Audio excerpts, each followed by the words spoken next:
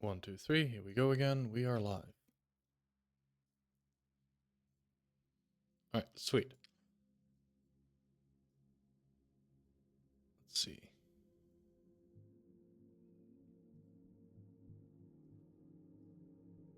Cool. All of that is working. So, welcome back, everyone. It's been another week, and we are going to be continuing the Hyena Bard. And we are now smack down the middle of the texturing phase. We're setting things up. We have all of our utility maps set up. That's what it currently looks like. And over the week, I've been experimenting a little bit, seeing if I got some things to work a little bit cleaner.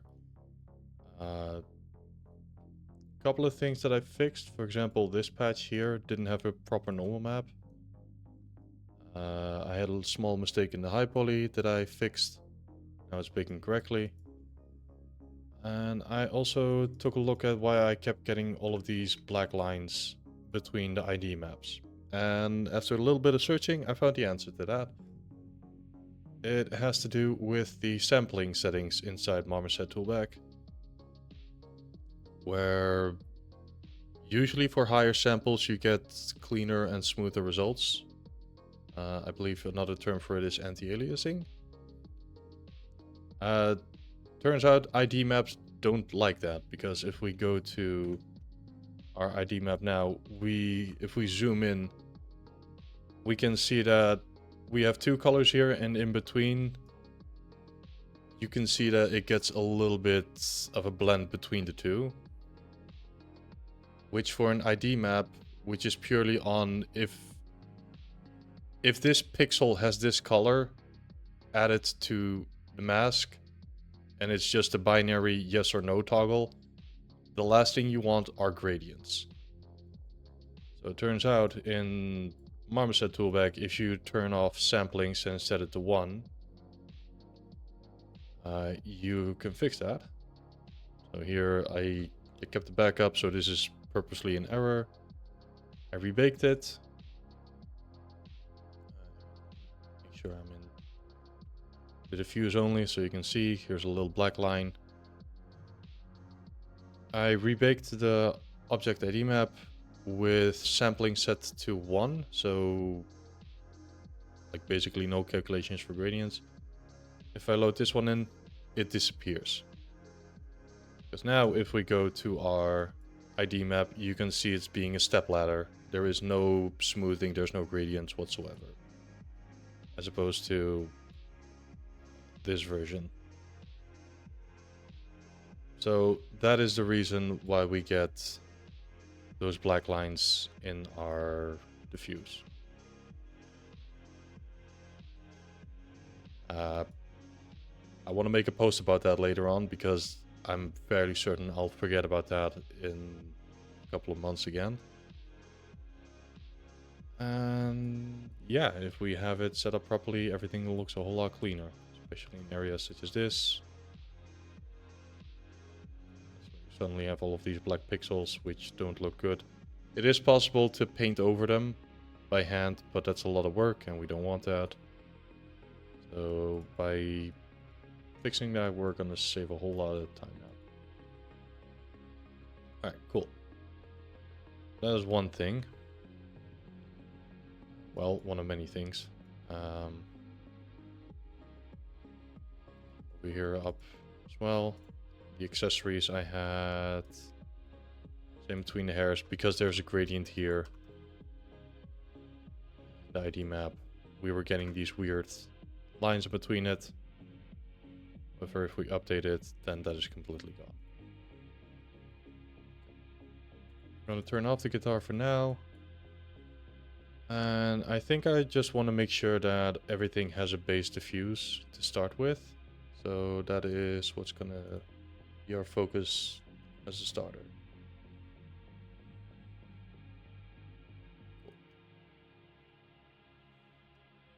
Again, get rid of these. We have our base layer check, and I'm just gonna start filling things in. Just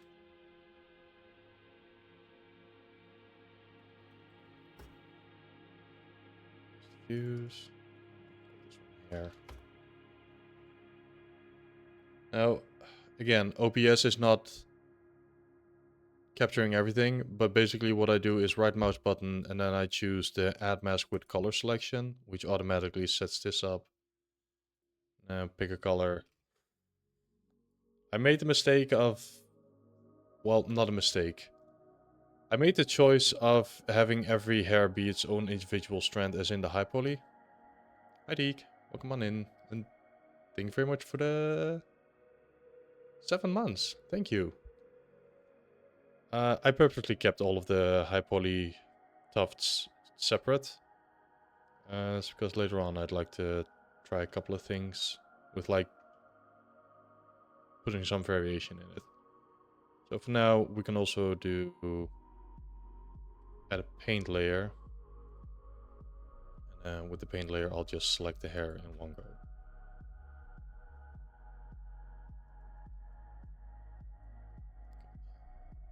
And the rest can be done by colors.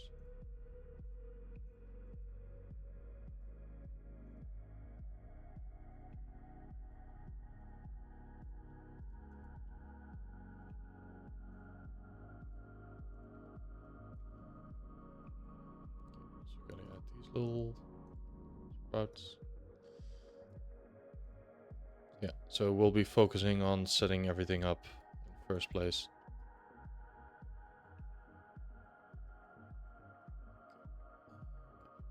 So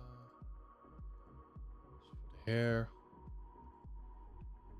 map, let's see. So the ear tufts.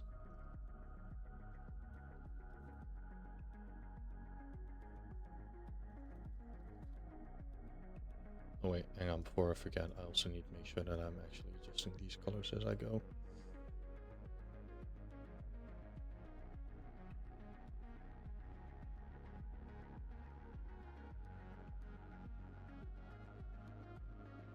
Yeah, how are you doing, Deke? How was the grocery run?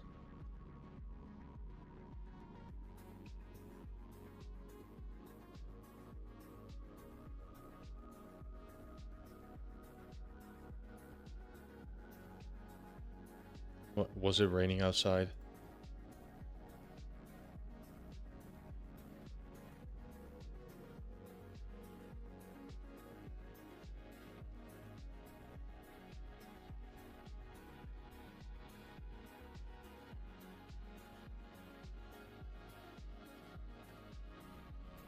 Surprise! Oh, yeah, that'll get ya. Oh boy. Oh, get a towel, get a warm pajama, and just get cozy.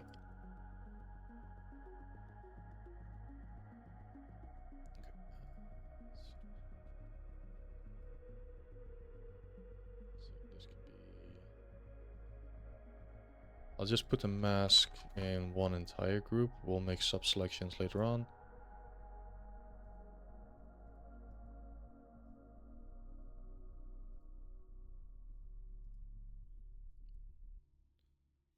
Just make this.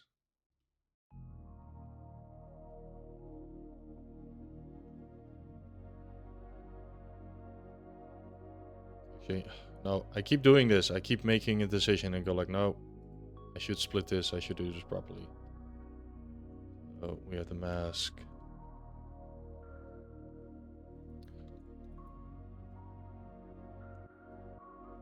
Let's see. I'll just keep calling it mask. Thanks.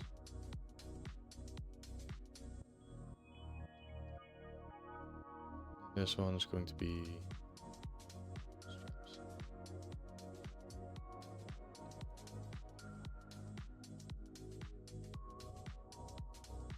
Then we can always reduce it or split it more later on.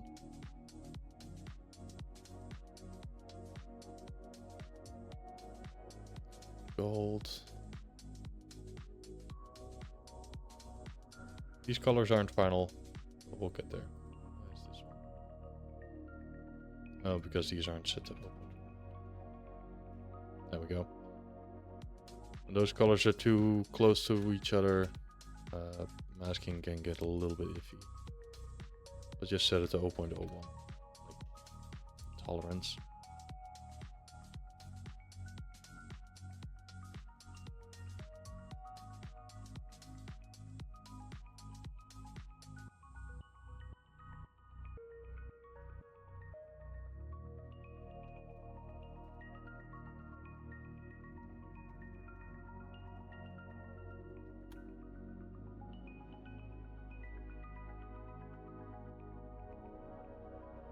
Again, yes, we are now at the artistic part again of a character, but we're not...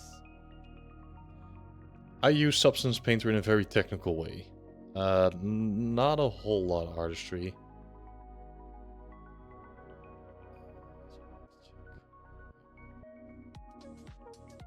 That little lower jaw stud is in there.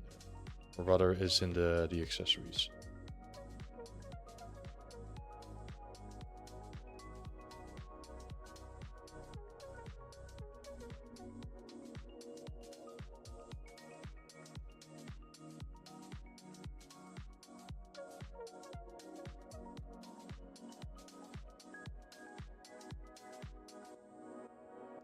Color of that, bit grayish.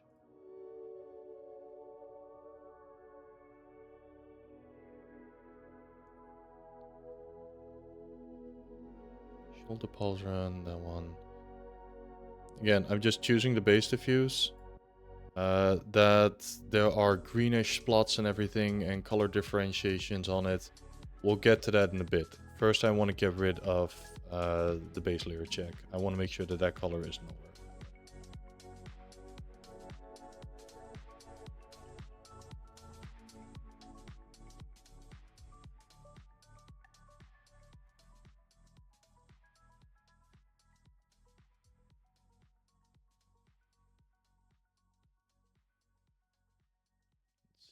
These have the same color of the mask. Also, one thing that I changed in Substance itself. I changed the interface, so now it's more to what I'm used to in 2020. With the exception of the folder structure that they now have in 2025 and like a couple of versions back and forward. I'm not a big fan of how they did it like this. All of the groups are now different and I have to look for things again. So I tried to make a couple of custom tabs. So you will hear me curse about this more than a few times because muscle memory is now completely gone. And also, I changed that these thumbnails are now color information again. Apparently, they changed them all into these just sphere previews. Yes, I got the cool path tool now, which is one of the... I think that's the only big reason why I updated to 2025. So yeah, the path tool is definitely something that I wish to explore. Because otherwise I would have been happy and content on 2020. Okay, right. One little minor workflow thingy that I do. I set this back into... so that they're colored squares again. And I do that mainly because whenever, for example, we gave the mask, we gave it a color, and I wish to give the ear piercing the same color as it. So theoretically I could indeed go into the viewport, or I could just click the little mask layer and that'll also give it the same diffuse.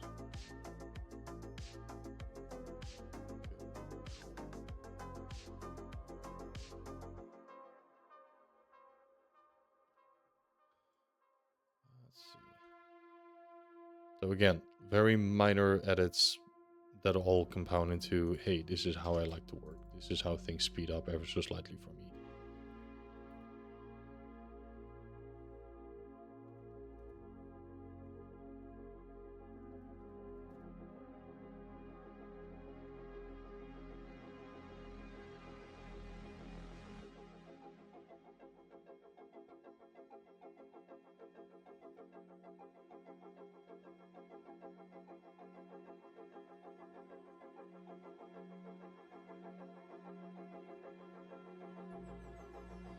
see.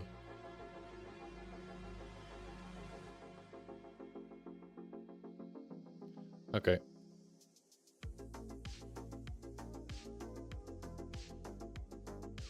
I'm changing my line of thinking a little bit. So because we have the... Okay, the mask is going to require a lot of painting on top of it. So I'm going to keep that as like an object group. However, we have ear piercings. We have this chest ornament. We have the studs on the belts. We have these clasps. And down here we also have like this shin metal plate. And the chain cuffs. Or chain links. Rather than this being only for the ears, I'm just gonna call this gold metal. And I'll just add everything in there. So some artists prefer to do it per object base, some artists prefer to do it per material base.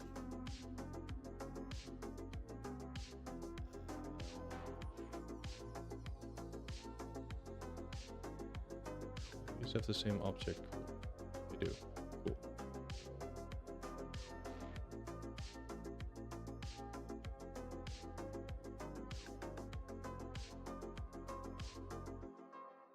Okay, that's fine. And also speed things up. These things, are they also gold or are they more reddish? We'll get to them in a bit. Oh, can't forget about these.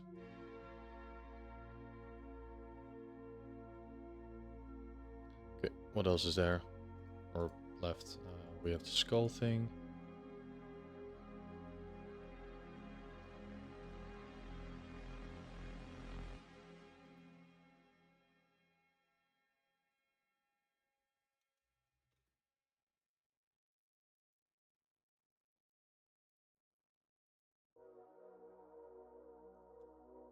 Okay. Here, I need to find a better way to. Hello, ATMZ. Welcome on in. I need to find a way where I can get better projections whenever it's in like the tips of more spiky objects, because I also have it more than a few times happening like the tips of fur tufts. And I'm not quite sure how to do a cleaner way of it so that the projections actually hold up. For this one, I'll leave it for what it is for now. Outside of streaming hours, the way to fix this would be to open it up in Photoshop or Clip Studio Paint in my case, and just manually with a fully opaque brush, just brush it into the color that it needs to be. Yeah, over here you can see that it has black pixel information, so it means it just caught no information whatsoever. So in Clip Studio Paint, I'll just go over this with an opaque brush and then paint it in properly. As we experienced last time, at the end of the stream, oh boy, my computer does not like it if I have Substance Painter and Clip Studio Paint and Marmoset Toolbag open at the same time. So I learned from that. I won't be doing it again on stream. So those type of things, they're very minor fixes. I will do those off stream, which kind of goes against the intention of I'll show you everything. But I feel like that is such a minor thing. I don't think that one requires an explanation. You edit the utility map, you paint out the issue, you save it as, and then you re-import it into Substance Painter and the issue is gone.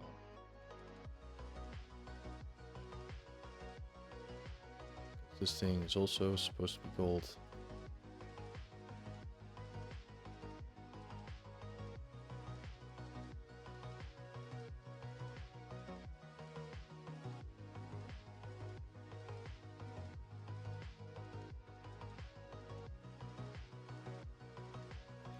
Skull color.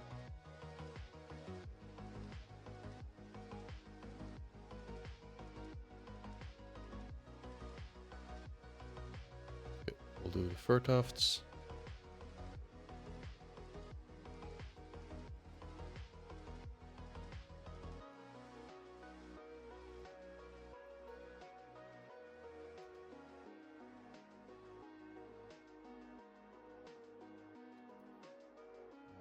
Again, I put all of them individually, so rather than using an ID mask for this one, I'll just use a regular paint mask. Rather do with a paint layer. Grab the fill tool, set it to polygonal, and then just select all of them. It's slightly quicker.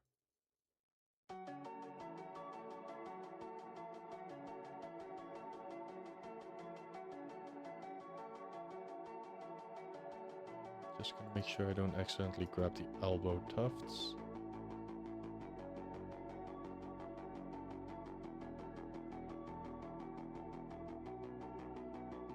This is supposed to be an elbow tuft. The one in the middle.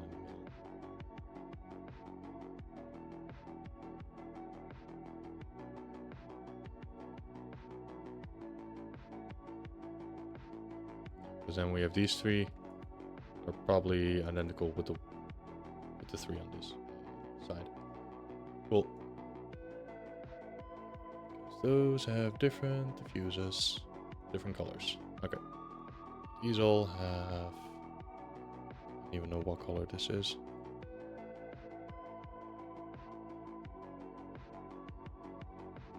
Let's use this for now. What is that? Okay, slightly darkish blue. That might be some lighting information being added in.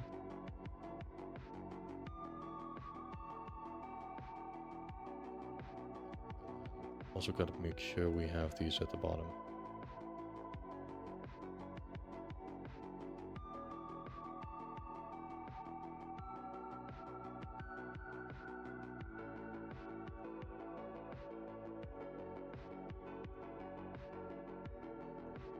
Oh.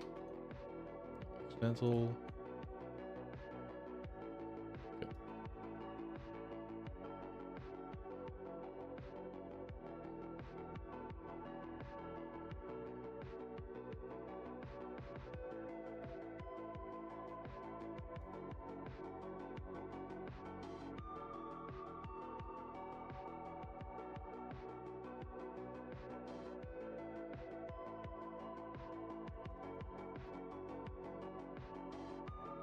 Also, the reason why I call all of these layers base diffuse, this is how I got trained.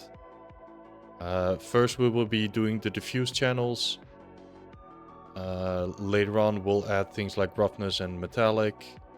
So this is naming convention that in this layer there should only be a diffuse channel, and it's the base. No no other things sneaking in. That should be a different layer. Just so we have like a clear overlay. Or clear overview.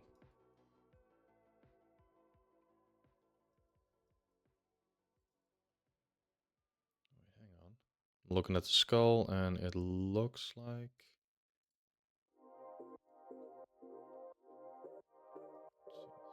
Is this one? Yeah. These bolts are supposed to be gold.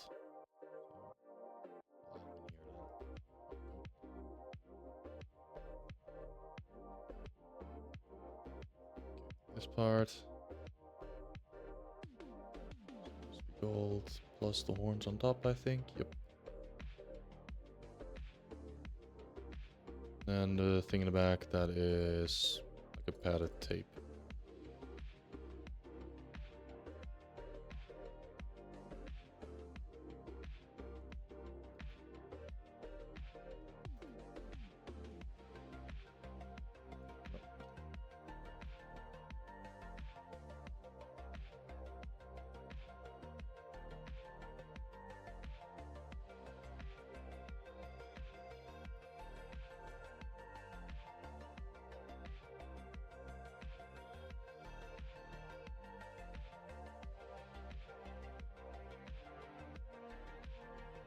Here, a little bit of... So this is why I choose the eye burning color. So it really pops out when it's there.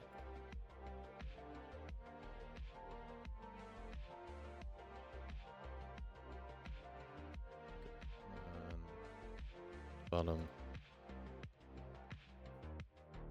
The footbox.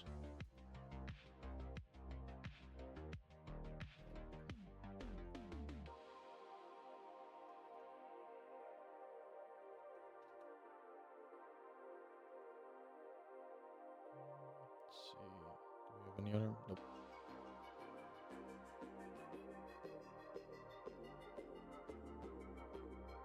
Yeah. Okay. Elbow tufts. I'm going to do this here because okay. I probably could have put those elbow tufts onto the body shading group. But I didn't, so now we're gonna have to live with the consequences. So there's multiple ways that we can do this. Number one is we can just manually make a new fill layer and give it the exact same diffuse as like the body color. However, and this will happen when we go to the body layer, we change the skin and we're like, okay, well, maybe if we change it a little bit. We're gonna have to go back into the accessory layer.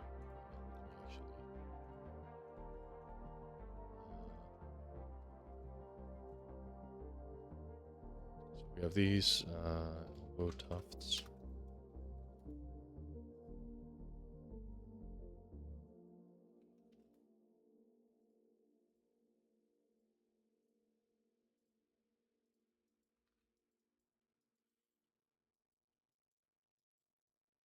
Yeah, they're there. Cool. Let's say that, okay, we have our... Make sure that I also have to turn this off. The fake light and inclusion. We have our pure diffuse. We have our accessory layers. And as long as everything is identical, this looks fine. This looks neat. However, later on, and this is bound to happen, we're going to be adjusting the diffuse here. And then once we tweak it, we have to not forget that these elbow tufts are also part of it. So that is a mistake that I've made in the past, and you will absolutely forget it. And you have to keep course correcting yourself. So that's one method, but there's a better way. You can instance layers from one to another, so that when you update one, the instance also automatically gets updated alongside with it. So I'm going to delete this one. Go to the body. Now for the base diffuse, I'm going to say right mouse button. I'm going to say instantiate across texture sets, and I'm going to choose the ones that I want this one to be instanced at. This doesn't show up on stream, but when you select that option, Substance Painter asks you, okay, to which other texture sets, which are these up here, these are texture sets, where do you want to instantiate this base diffuse towards? And I'll just say, put it on the accessory. And okay, cool. Now in here, we have one with a little icon next to it, which is base diffuse, extend this, instance. I can put this into the elbow tufts, so it's only going to be marked for the elbows. Now if I start adjusting this, the instance layer on the other texture set also gets adjusted. So now we cannot accidentally forget patches that are on different texture sets. Hey Jonesy, welcome on in. I hope you've been doing well. Okay. We'll look at this now. This looks like a pretty solid diffuse color block out. So no lighting information, just pure call it pure diffuse. There are a couple of projection issues, so those are things that I will fix off stream. Need some couch time? Alright, take care, Deke. Thank you very much for stopping by. Not too bad, just at work, liking how the base color blockout looks. Hey, thank you. Yeah, so we have our blockout of the character. A couple of projection issues that I will fix off stream, but for now we can work with this. And again, the guitar I'll save for later. When did I start this? When did I start this Hyena project? I started this in September 2025. We've been working on this 3 to 4 hours a week. So that's why we're going very lengthy with it, but it's fine. So we have ads in 5 seconds. So yeah, I knew that this project would take a very long time because I wanted to showcase every aspect of it. And only doing that for 3 to 4 hours a week really puts into perspective how long these projects then take. Let's focus on the eyes for a little bit. Again, we have our base check. Because this is just a singular eye, I will not be going through like grouping. I'll just call this, I'll just call these what it is. So this is going to be the sclera. Color pick from our reference. Now I can also show you how I do eyes. Okay. So welcome on in, Ibris. So yeah, the September. Ooh, I do hope that we'll finish it before September. Entire year. This proves that the days feel long, but the years are short. We've been going at this for... Oh god, we've been going at this for what? 5, 4, 8 to 9 months? Okay, cool. Train of thought. No existential crises. Sclera. What I like to do is get a little bit of shadowy...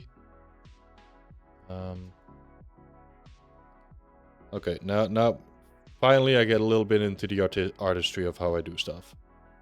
So with eyes, I like to have a little bit of the redness that goes towards the outsides of the eye when you look at it. Is it a private project or a commission? This is a portfolio project, so it's completely personal. Yeah, this project is mainly there to showcase other people like, hi, this is 3D, this is how it's made. If you wish to learn a thing or two from it, I hope that this stream is official to you. That type of... That's the essence of it. Okay. Let's see, scleras. Let me turn on the body. Just so it's like contextual. I would like to add depth to the eye. So what I like to do is have a red gradient. I'll add a black mask, give it a fill layer. Then down here in the alphas, if you're using Substance Painter, do yourself a favor and spend like an afternoon in just checking what type of default alphas and shapes and procedurals are in here, because there is a lot that you can do with the creativity. Here, shape, these are all our basic shapes, though I would like to get an inverted circle. We put that in the fill. So now, rather than it being a regular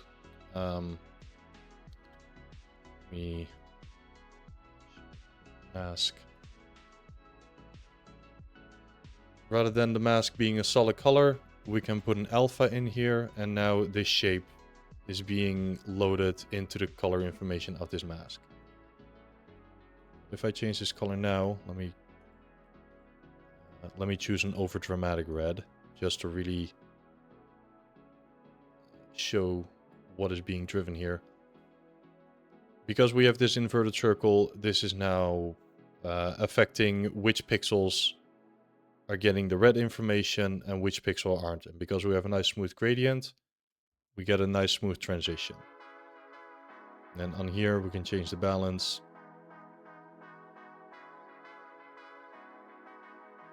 And this is how we can add it a little bit. and make the eye have more depth. You're not disturbing me whatsoever. I like chatting. Have I re-uploaded all the recordings on YouTube or somewhere? I'm working on it. YouTube is being a little bit of an annoying thing with like, hi, you're trying to upload videos that are 3 to 4 hours. We're gonna need some information from you before you start putting stuff in. So I'm working on it. I have more than a couple of days off this week, so I'll sit down and see if I can get it to work. Because yeah, for people joining now and are like, hi, how did you do the high poly stuff? Like, well, Twitch didn't save those VODs. I have them on my local C drive. Okay. Yeah, it'll hopefully be here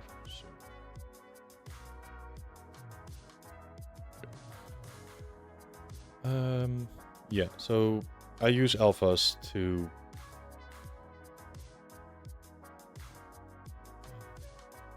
put it all up procedurally, because my artistry hand when it comes to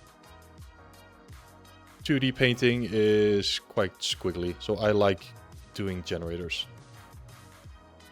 Or generators keep things non-destructive. Put it like this. We'll dim this down.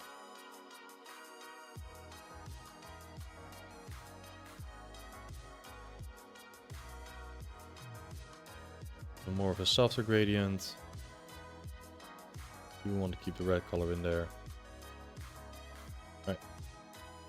So this is, yeah, the red gradient. Get a new fill layer.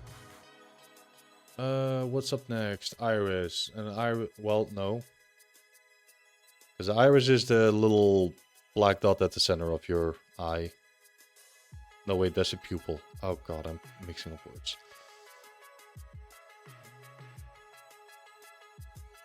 I'll just call it iris base. Again, for this one, I keep everything very split. We add a new fill layer, and in here, I'll just smaller shape, and I would like a the default shape.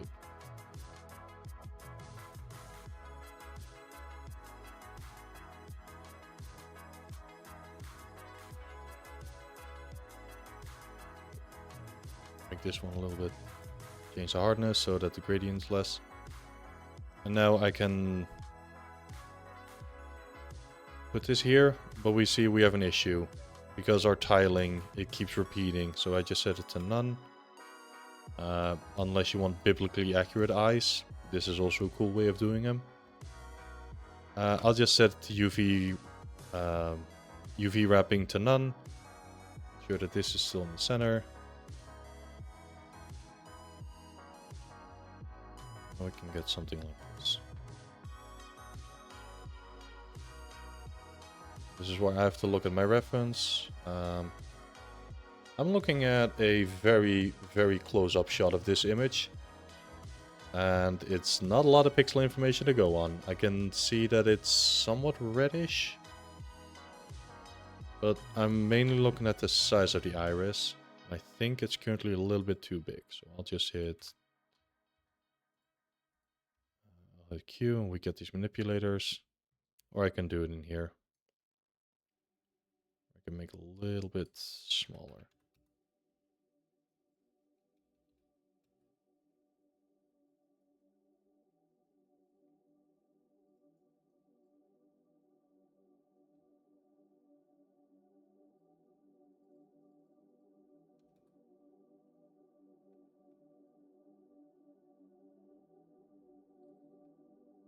Okay, I hope that my stream is gonna stay up because suddenly the weather has decided to turn all the way around and we are now in a thunderstorm.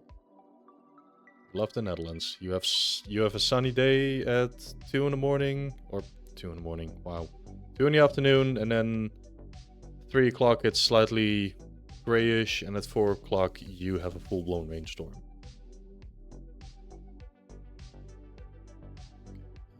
see, we have an iris base. Just duplicate this one. Reminds you of the UK. Yes. We love it when the weather just does a 180. It happened to Deke earlier of going out for groceries and then suddenly there's rain. This iris color. What color does this character have? This is literally 1 or 2 pixels that I can do a colors.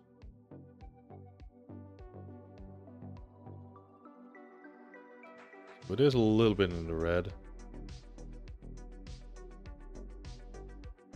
A little bit more vibrant.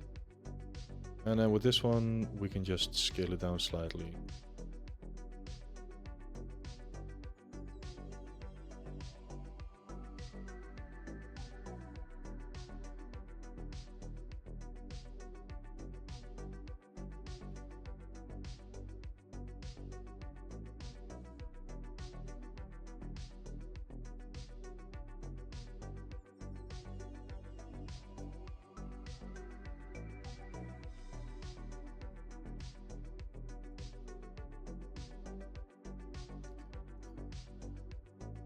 I do want pupil.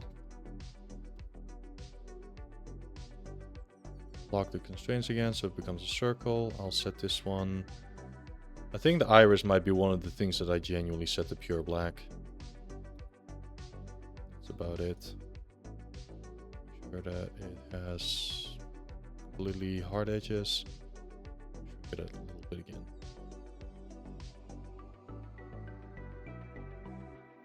And from this distance, you can barely see it. That's fine, because we're not done with it yet. Because I would like to make it feel more alive. Also, okay, maybe not purely hard edge. Set it like this.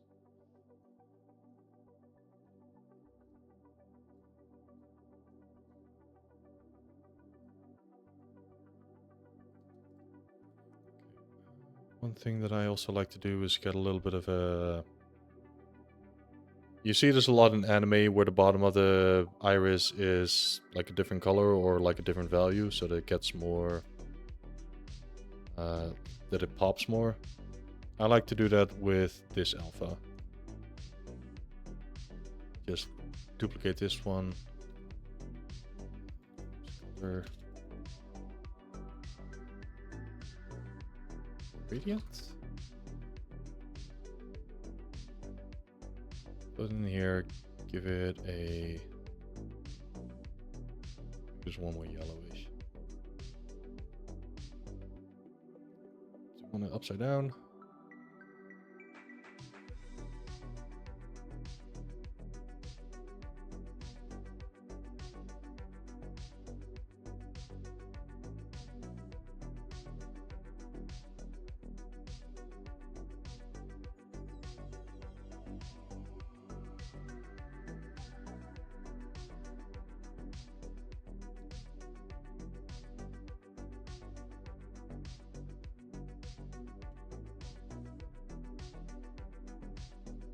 Just so it doesn't feel as flat.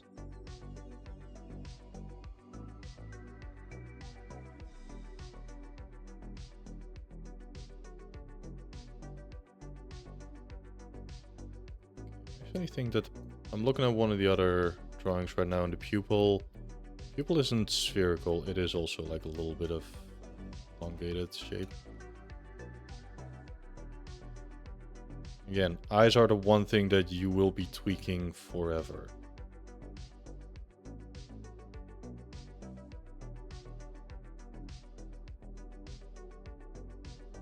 Okay. Oh man, that is actually a far more vibrant red. Give me a second. There we go. Now we're getting somewhere.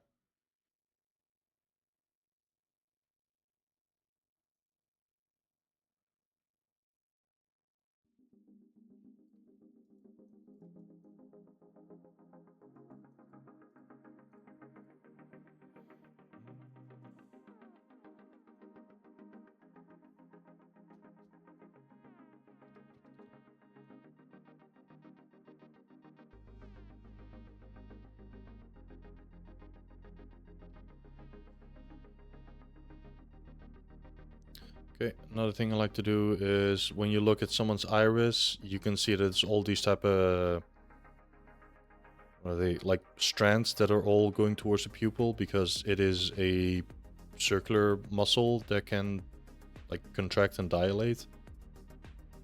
To mimic that, I would like to duplicate the color again, call it stripes.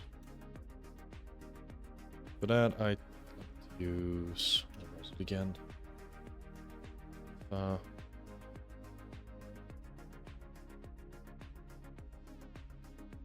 I know it's here because I did some testing before stream. I cheated a little bit.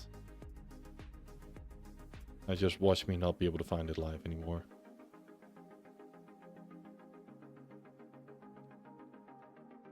Circular, there we go. Circular sticks. I like using this one. Again, put it in the alpha channel. Now we have this little funny pattern. Increase the numbers a bit, make them a bit wider.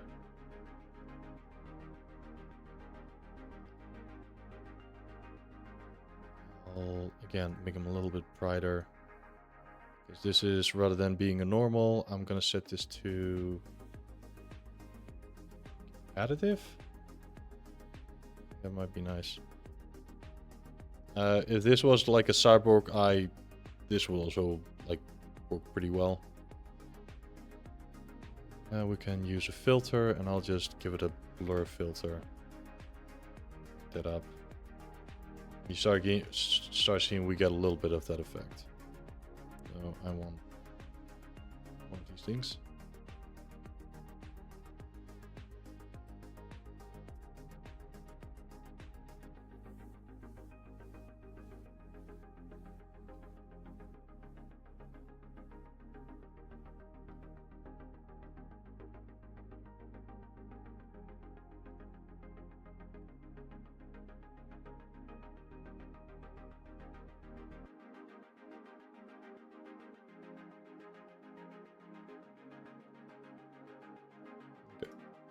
I think this is nice stylized. Just a little bit.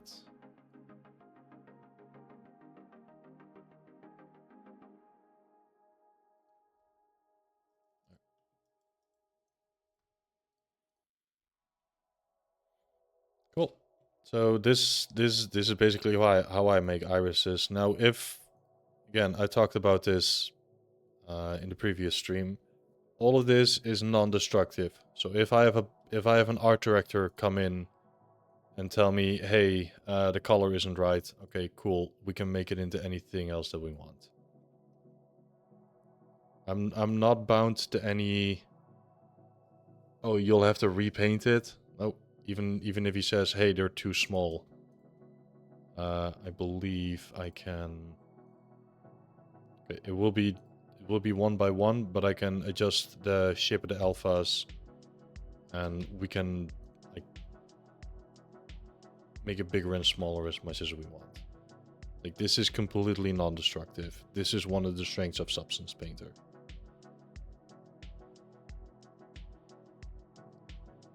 Make this a little bit darker. Put it in. And then, okay, one thing, this is temporary.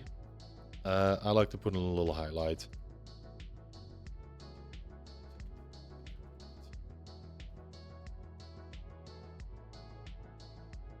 Add a black mask, add a fill. Shape.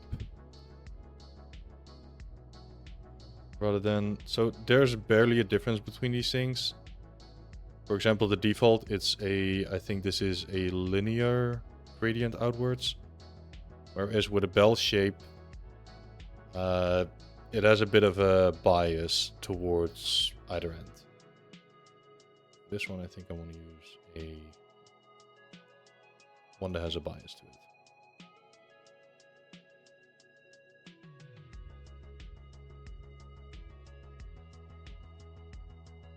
Again, this is temporary. Later on, when we're rendering, this is probably gonna have, well, this will have an actual real highlight in it. No repeating. Hardness. Give it that anime shine. There we go. Just so it looks a little bit more lively during texturing stage. Like, get that... get the feel for it. Now, theoretically, we could leave it in. However, when this character is going to start moving their eyes, you will see that that highlight is plastered on top of it, and it'll break the illusion. If this was a character that's textured in pose, we could probably make it look far wilder and actually bake it in place.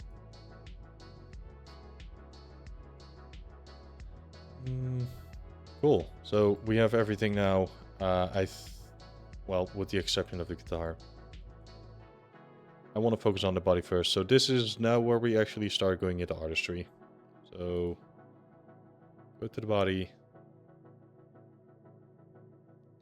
And I'll literally just start at the bottom. So now this is going to be looking at the reference image and looking at our textured character and just go, okay, what is still missing? Because there's quite a few things still missing.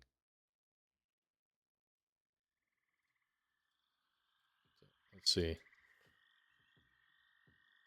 From the skin, first thing we can see is that this guy has gradient on the feet and his muzzle, and on the torso there is also a different color. So the base diffuse is getting instant, so whatever layer I make on top of it is not going to be instanced. This color is chest colors.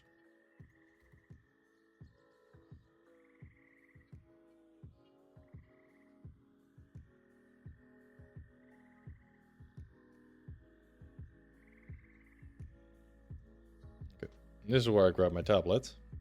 This is where we start going to paint on it. Little point of order.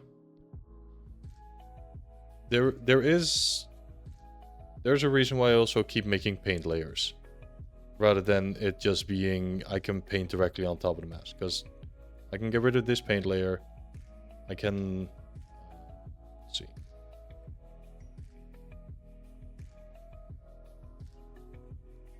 Not need an alpha on this one. I would like the regular soft brush, please. And I can start painting on it. I can start painting directly onto the mask. I would recommend against doing this, because you cannot add a blur onto the mask itself. Whenever you add filters to it, it's going to look at something that is underneath it. Okay. Okay, I stand corrected. Apparently you can now do it in 2025. In 2020 you could not. If you painted in your black mask directly and then add a blur later on, it wouldn't actually blur it. Thank you for making me look silly. Substance 2025. I'll do less talking, I'll do more painting now. We hit L for symmetry, and let's give this guy some color.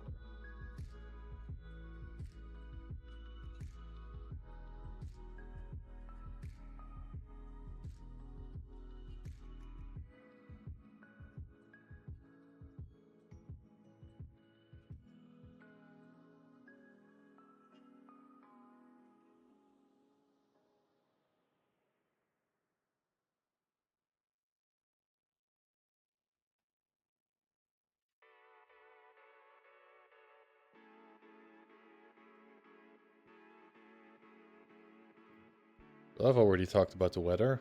How was the weather over there, or did anyone do anything really cool this week?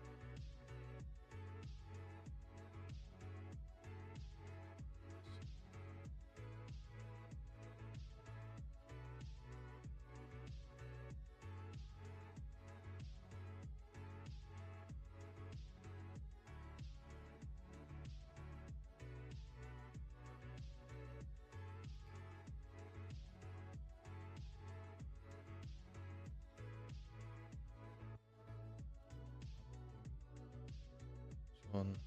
Let's call this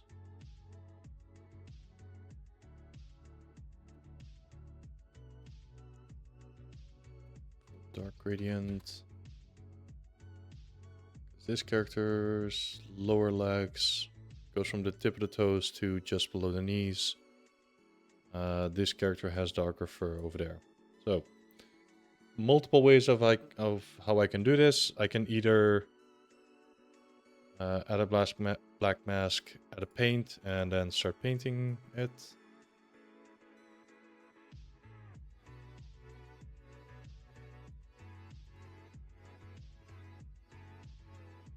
It's like, okay, start paint. And try to get a gradient with opacity painting up here. But I know a little bit of a more cleaner way and also less destructive way. So I can showcase that one as well. It's because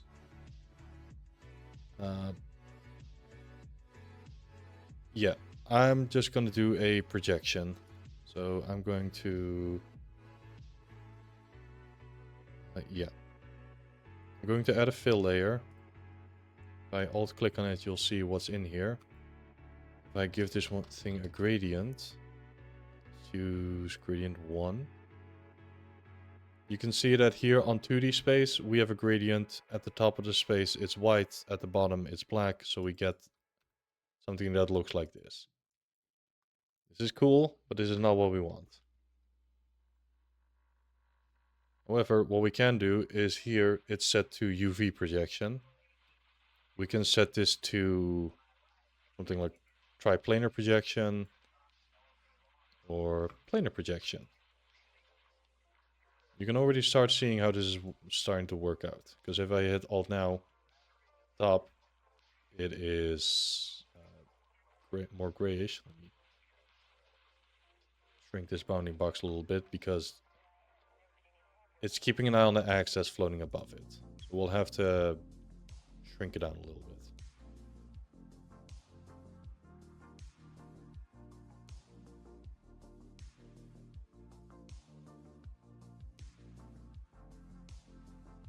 Now you can clearly see that there is a gradient that runs from the top to the bottom because that's how the mask is working. If I were to invert that one, you can start seeing, oh hey, at the bottom we have feet that are darker, and the further up we go, the brighter it gets. If we position this bounding box properly, we turn off our shape crop, extend projections outside. I would like it to be cropped to the shape. So now it's only everything that's inside this box is going to get a gradient. Now I can play with balance a little bit and get a very smooth gradient. That is again non-destructive. So again, art director says, hey, it needs to be more, it needs to be less. Now we can just move a slider and that'll change it for us. Looks to be roughly this. Contrast a little bit.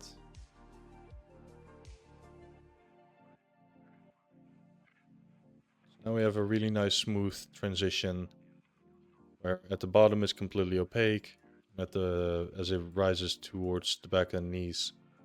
Or again, on the concept art, this one, yeah, roughly to where the knee is. So that's where this gradient is now also stopping, because that's where we put the bounding box. This is where the mask is. You can rotate it slightly so it matches the angle of the knee a little bit better.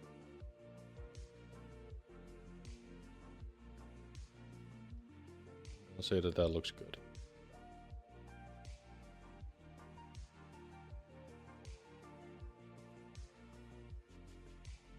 Proceeds to immediately tweak it.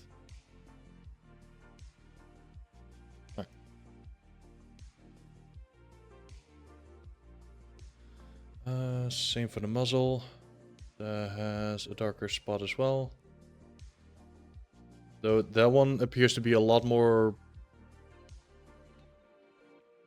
I'm looking at that and it's only on the top of the muzzle. And it has a far... has a far more brushed look to it rather than a gradient. So I think that one we will be painting.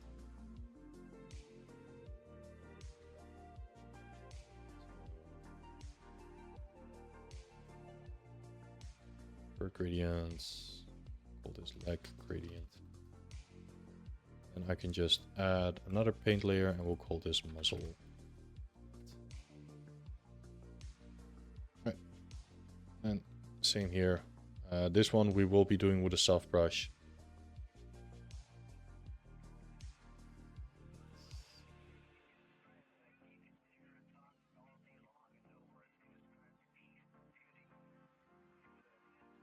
Oh, wait, I'm in eraser mode.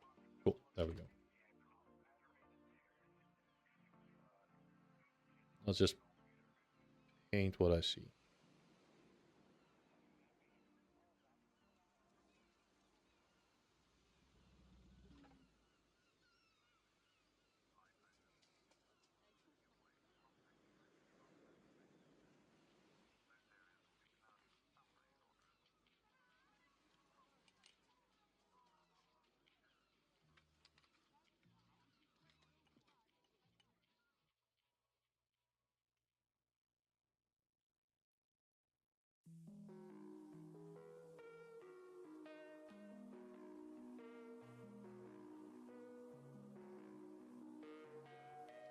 I tend to hit X a whole lot.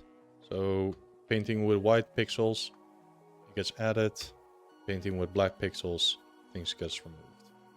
So I'm not constantly swapping between brush and eraser. I'm just swapping between what color information, what pixel information am I painting.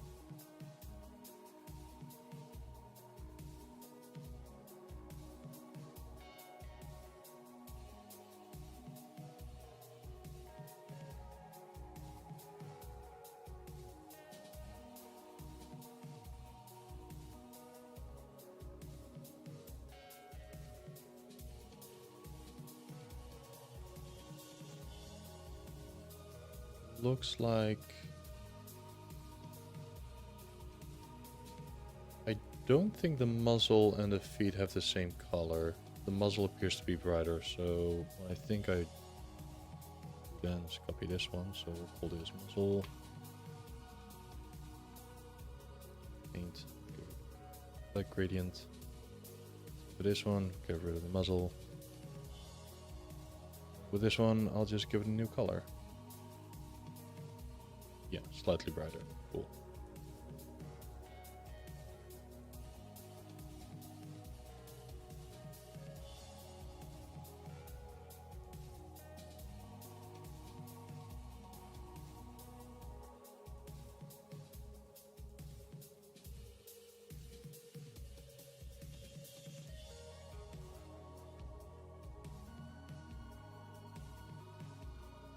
Do I want to paint the inside of the mouth this color as well?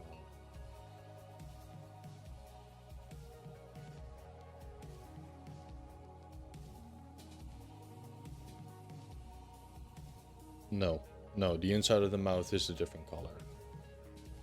I'll probably make that either like a very dark red, because it's going to be a lot of shadowy colors in there as well. Let me see if I can find a bit more of an artistic brush, because this is a stylized character, so maybe, yeah, having something a little bit more grungy like this. As for the edges.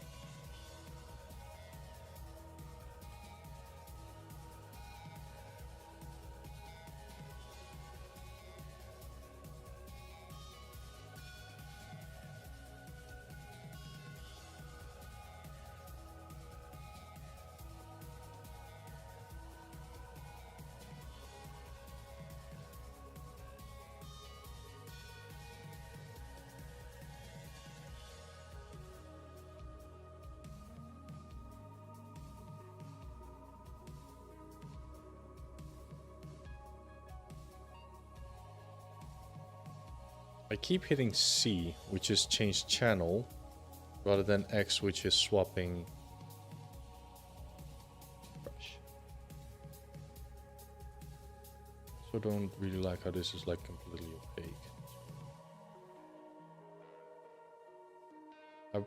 I'm looking for those happy little accidents. Just colors slightly bleeding through. Because having pure solid colors is boring. I want some texture to my brush strokes. So I think I'm gonna use the artistic brush a lot.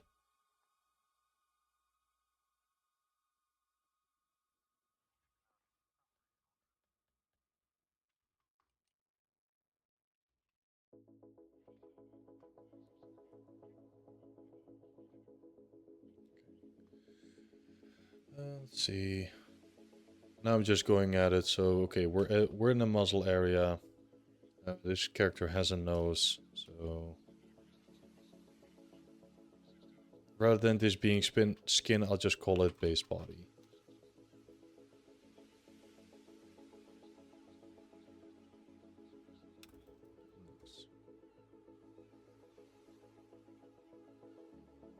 We had a black mask. We had a paint layer. Color.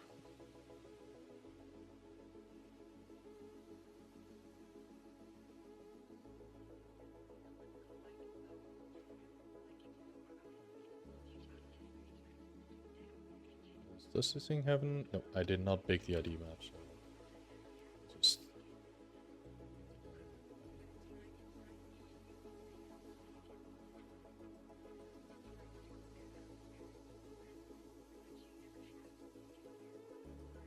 Now we can... This is now the step where we can spend as long as we want on it.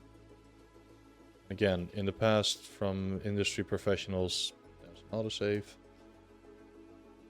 From a lot of industry professionals, I've gotten the feedback that presentation and material read, rather in opposite order, where material reads in my final presentation aren't as strong as they want them to be, so I do believe I want to spend more time on those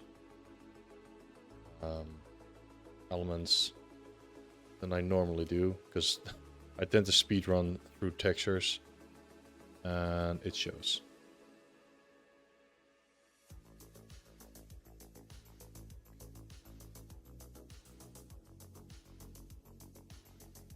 I really want to try and push through that and get it on a new level.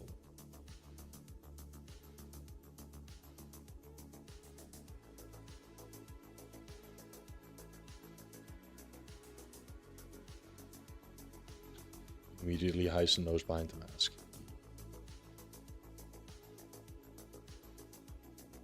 What else do we have?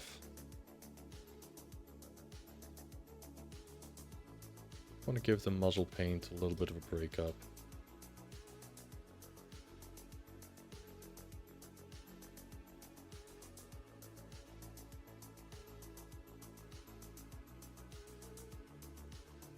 Give it a very slightly darker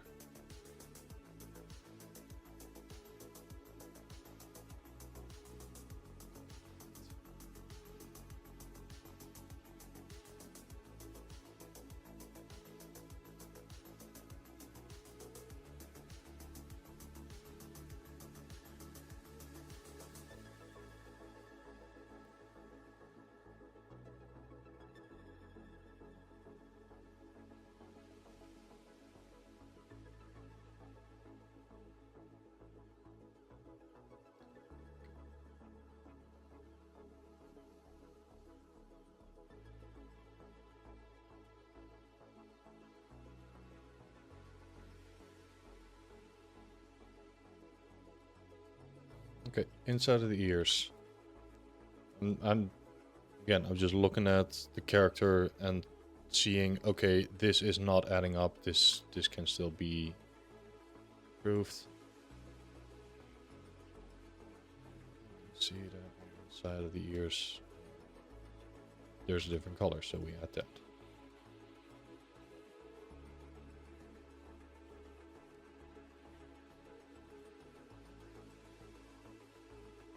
Also, my file is gonna get gigantic with all of these layers that I'm doing on a per color basis, but that's how I work. Mainly because, yeah, I try to keep everything very loose, make sure that I can adjust things later on if someone tells me, hey, that color is completely off. And it's like, okay, cool. All of them are separate elements. I can adjust anything that you need me to.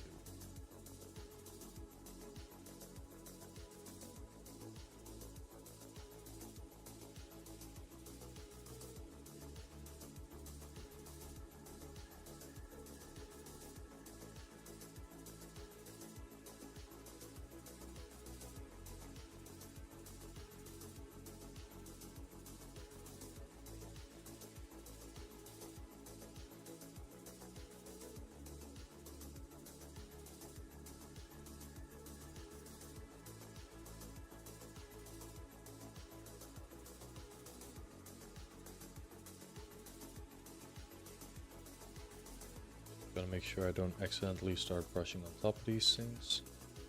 So this one I will just grab the eraser brush with 100% opacity. Just rinse that out.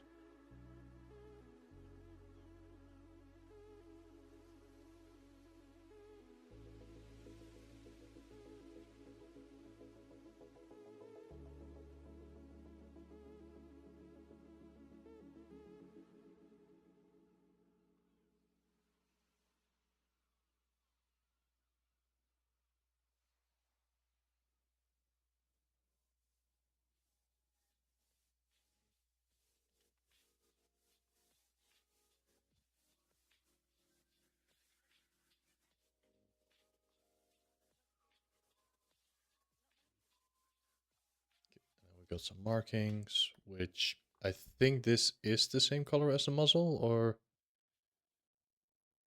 no, it's not. This is the same color as the legs. So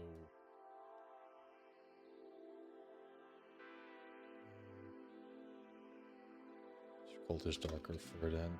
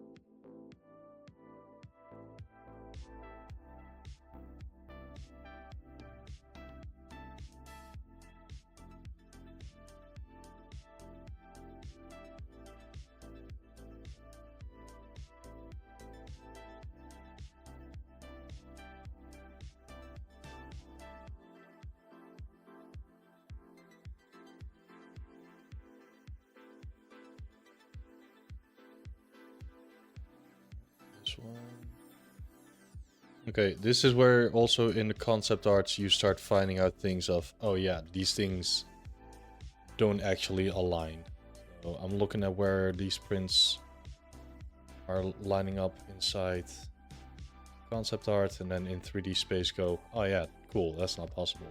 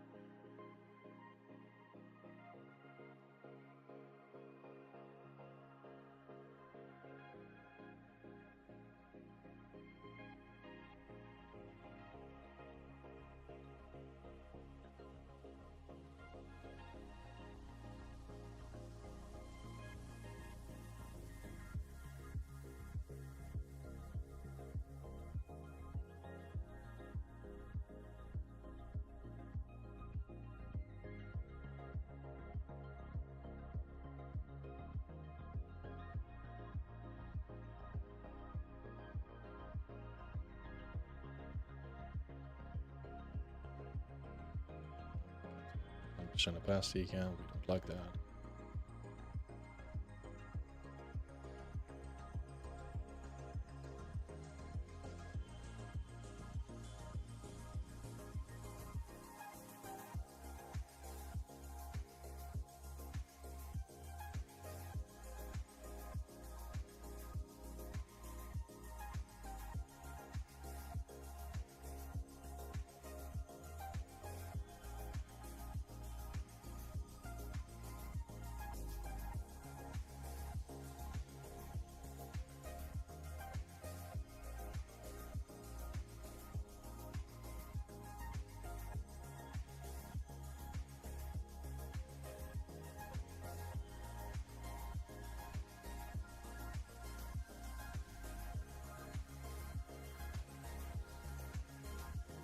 Where did this nose go?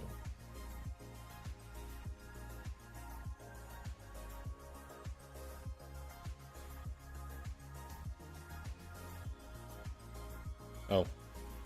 This thing is a duplicate.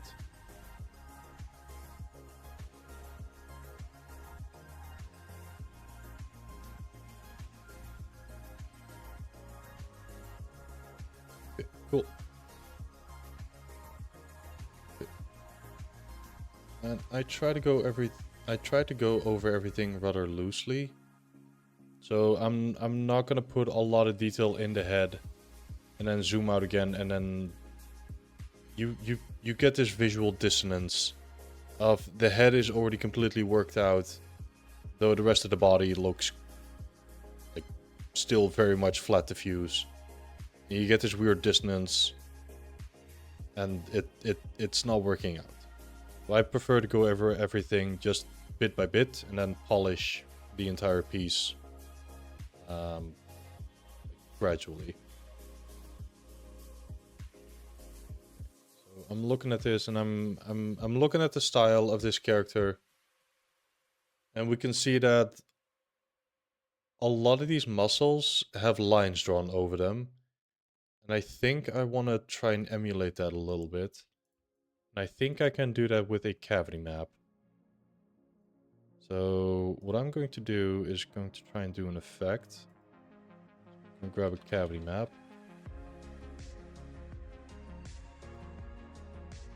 New layer. Add a black mask. We add a... I think this is still in the generators if they hadn't swapped it around. Then over here we have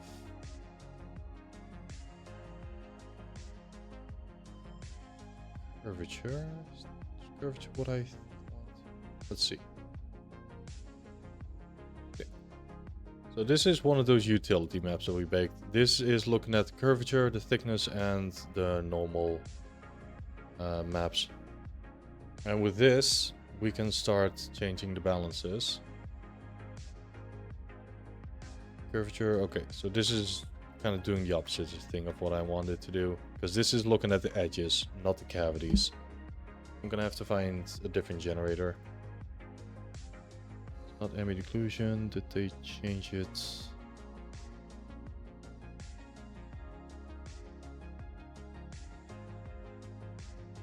Keyboard or either. I think we...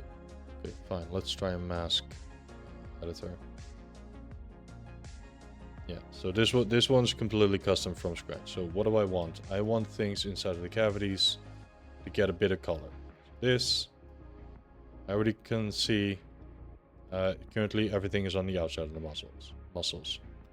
I want to invert it. I want to get inside those creases.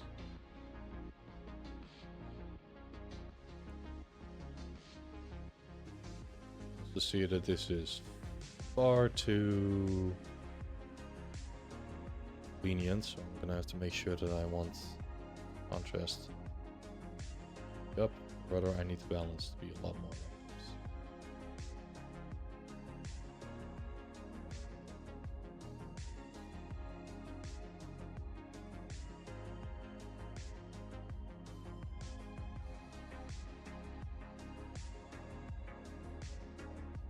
Okay, we're getting there. Let me darken this a little bit.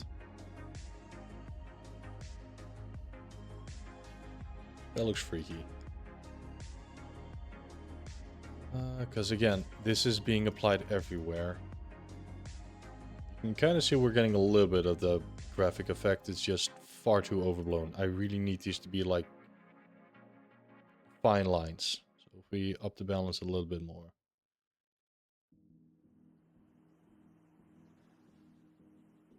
Okay, still not there.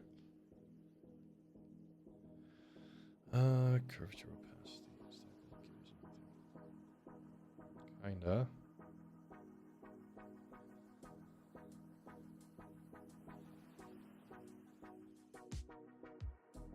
Ah, there we go. This is what I was looking for. So curvature, and we have like it's being added. It's being categorized in like from small to large. If I start changing these.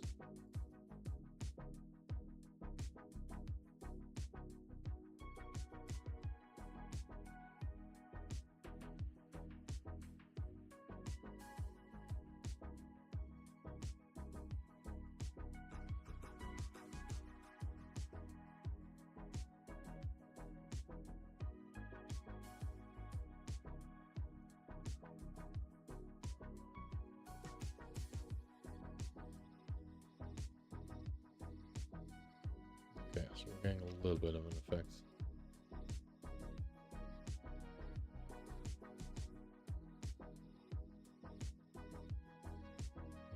This is inverted.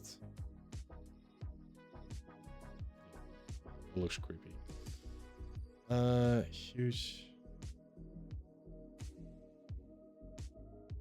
Okay, we're getting somewhere.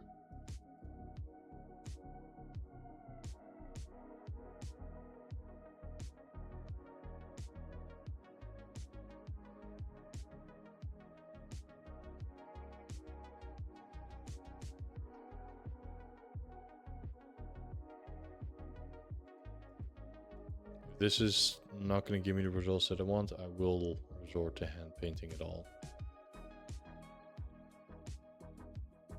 Which may not actually be a bad thing, because I tend to over-rely on generators. We're getting some good results, but we're also getting a lot of dirty results. So I think I'm just going to start painting this by hand. We'll use generators for different tricks. This one's too localized. This one is going to require some hand.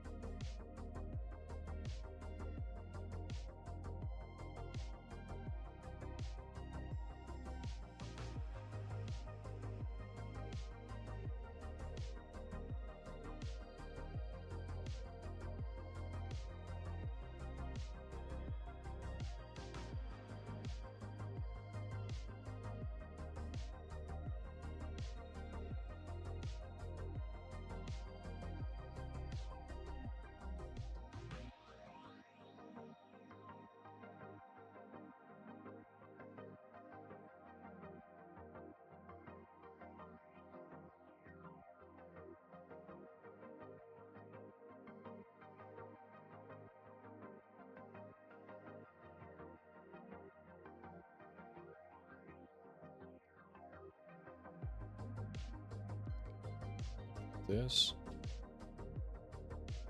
We probably don't want to have this color to be everywhere evenly. Thinking of is rather than it being a regular normal color, we set something multiply.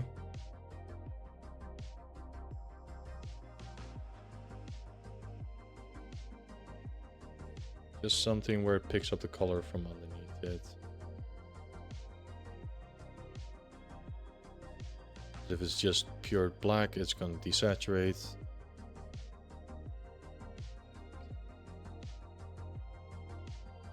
This one, and then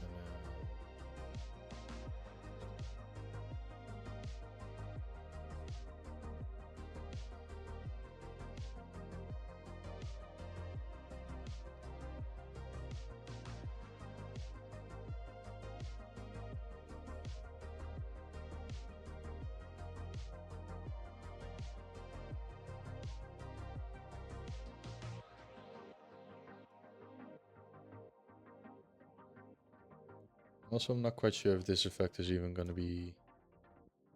If it's a good idea to put this in the texture. Because now it just looks like stripe work, like kid literally grabbed a Sharpie and traced over muscles. Not quite sure if that's what we want.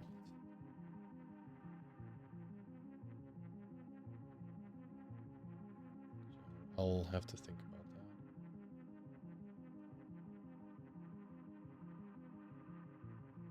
that. How I want to tackle that.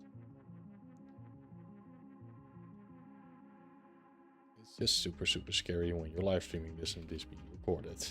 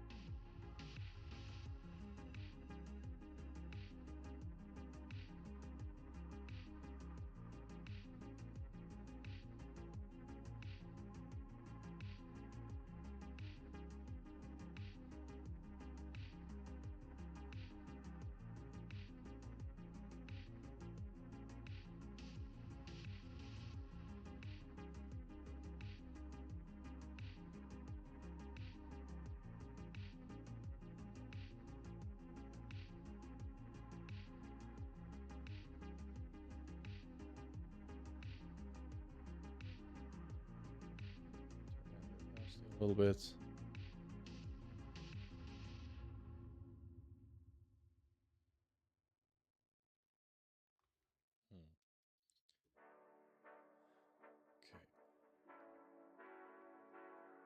Okay. I'm gonna put a bold question mark on that one. Because we can also color these layers, so I'm gonna make this one blue. I'm not quite sure if I want to keep this one. Okay. Whenever I don't know if I want to keep something, I just move on to the next thing. There's still plenty of stuff to do on this guy. Also, I did not forget about these two layers up top, which add a lot of volume to it. It's just that whenever I want to color pick, I don't want to accidentally start color picking things that already have light information on top of it. Then that is really going to muddy your colors. I know I have it, I'm just keeping it off. It does look a lot better if you have them. Okay. I'm just gonna look at my stack. So this one, I'm gonna mark it orange. Eyebrows. Cool. Eyebrows should be pretty easy to do. We have a base diffuse. Oh, right. One thing that we actually can do. Small cheap trick. Well, not cheap. Using cloud filters to break up your diffuse. This is the #1 thing that junior 3D texturing artists always learn about, and they apply it vigorously. And unfortunately, it is the one thing that we always pick out at the first time. It's like, hey, that looks generic. Because what you can do is diffuse breakup. For example, this diffuse is now like full on. Everything is exactly this color. We can do a breakup. We add a black mask. We add a fill. We add a clouds to it. Let's see. What do we want? Cloud 1, Cloud 2, or Cloud 3? Let's do Cloud 2. Now with this mask, which we're going to set to triplanar projections. Let me make this effect really apparent by just brutalizing the color for a split second.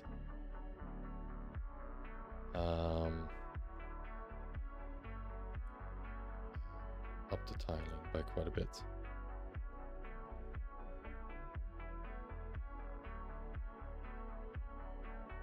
So you're basically using what is effectively a noise layer to break up the diffuse of the color that is underneath it.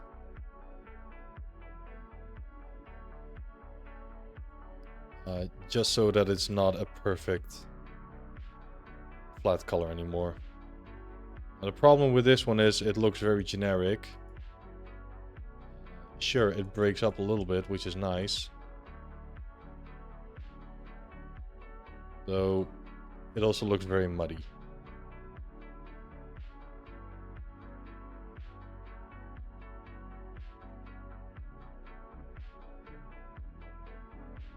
So yes, this exists.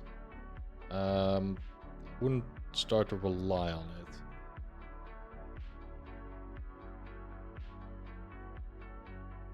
Seams in you get seams in your model.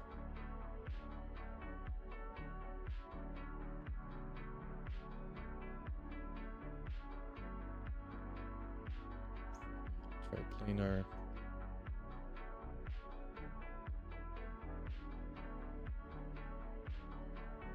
Sorry, I sounded very harsh on that one.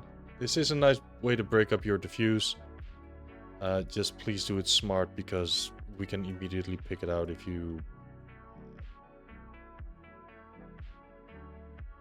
use it far too generically. So really check the balance, check your contrast, make sure that it adds something to it.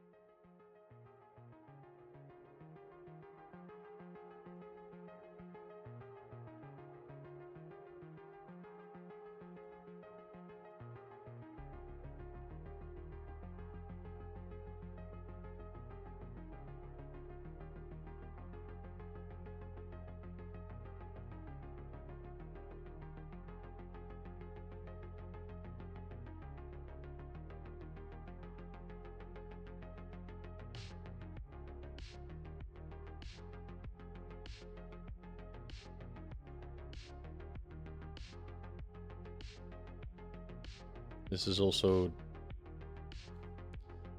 the part where my eyeballs can't really see a difference. So, fine, I'll use this as a breakup. So that not everything is the exact same diffuse. But I also have to make absolutely certain that I'm not accidentally causing huge color differences in there. Differences.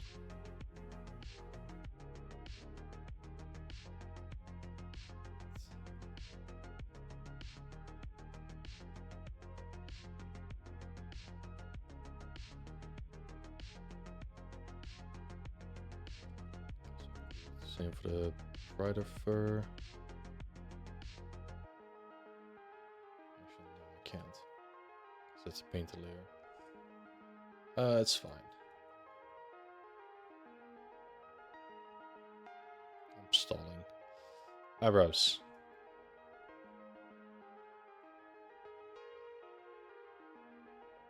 A little bit of diffuse breakup in there. That's good. What do I want to do with the eyebrows? Because to just leave them completely solid doesn't feel nice.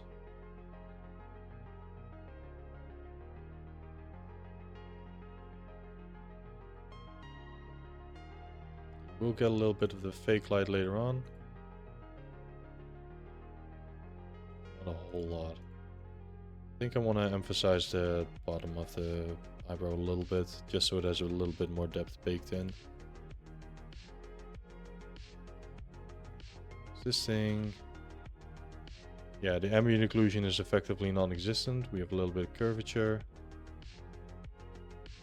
Just paint it in by hand.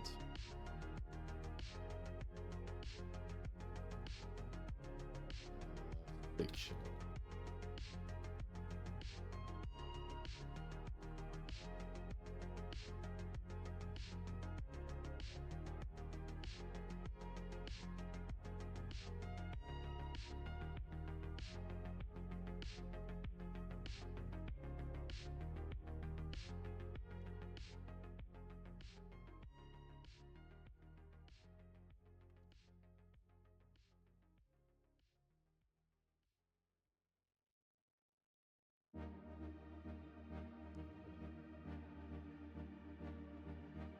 Like, this only has to exist slightly.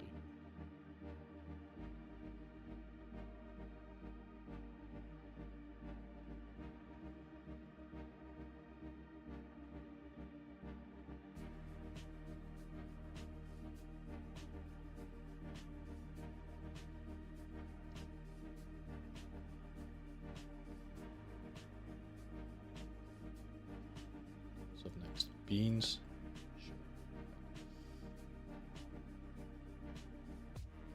That's on the feet, alright.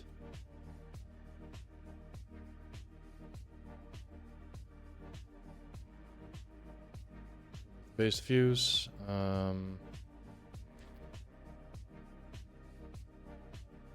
Grab the quick breakup. Paste. Rudder. Copy the clouds.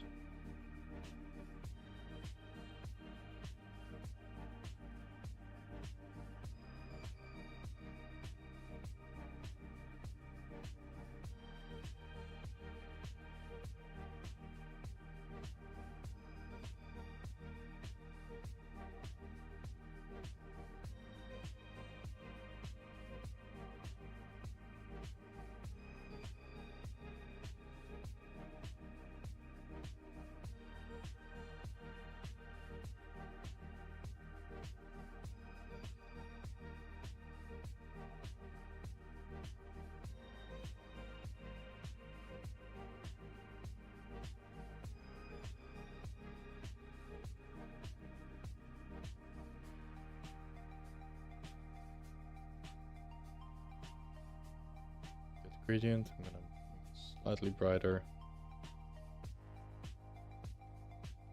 Just try to paint it a little bit more depth in there. Because this thing does have ambient occlusion and curvature.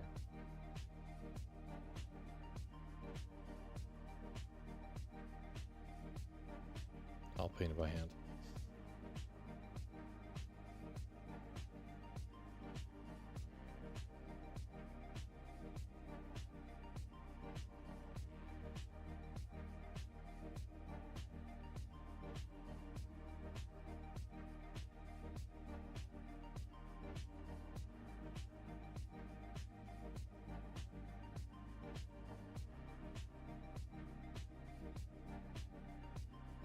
So I think I want to paint these things more by hand because it allows for more artistry and like happy accidents to happen rather than everything.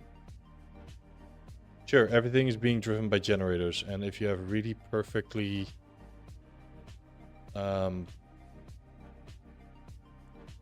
like really nice clean maps, you will get some really nice clean results. But I kind of want to move away from like the overly clean generated look. Like if I'm doing hand painted, I'll probably get some happy accidents left and right, and that'll actually make it look more interesting, I think. At least that's what I'm hoping. Oh. 20 watch streak from Marin. Thank you so much. Good morning. How are you?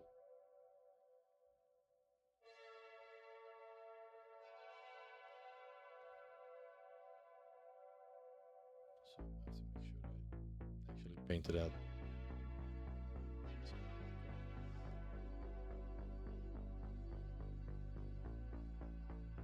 105 Kami. Thank you for welcome on in.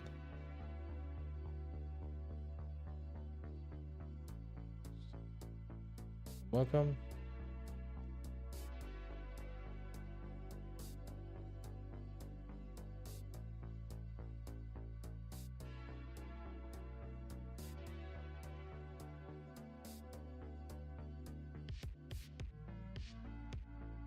You're exhausted. You slept for like 7 or 8 hours. So like the part where you slept too much and now your body just feels absolutely wrecked for no good reason. Oh. Hey, Ro. Welcome on in.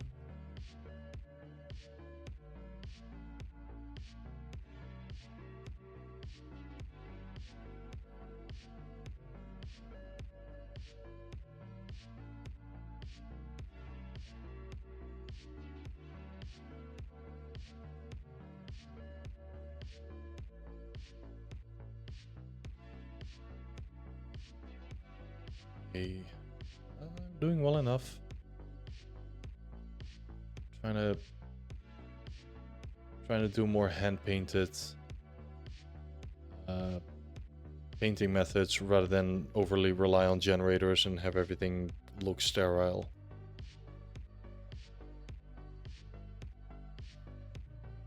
Throats will try and scratchy. No.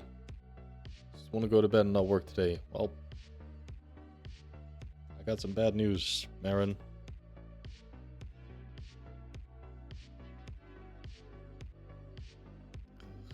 We have to show up for work. In fact, as a, I'm just gonna blur the hell out of this. See what it looks like. Okay. Works.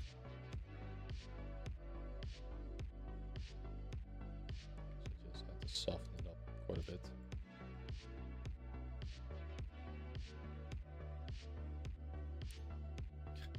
Oh, I'm sorry to give you the bad news right as you just woke up. I was like, ah, good morning. You have to show up to work. Oh.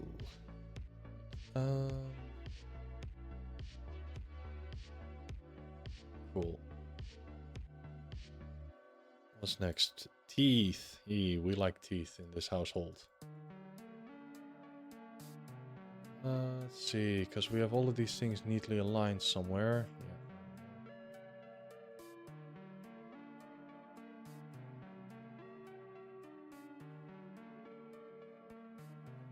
Because again, the having a perfectly flat diffuse on an element, not my thing. I want to have like a little bit of breakup, and I like gradients.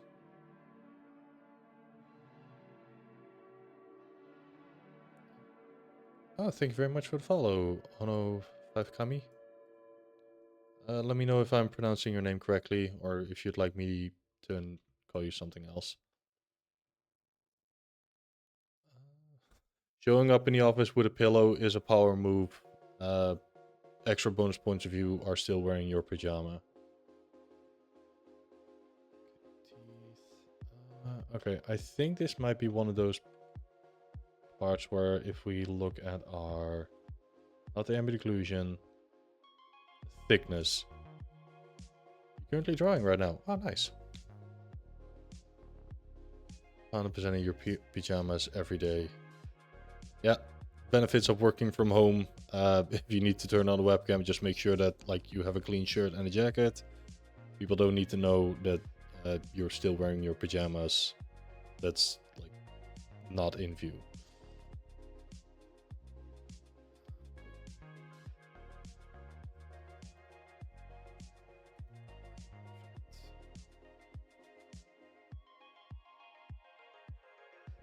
Let's see, at a look mask, at a... I want to use the thickness map for this one. So let's see, where is that?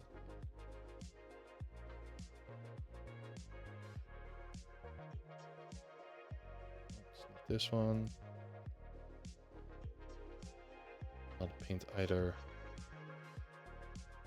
If I can't get this to work with a generator, I will just smack in the thickness map and adjust it with levels, because that's what I've been doing for years. Parameters. Opacity.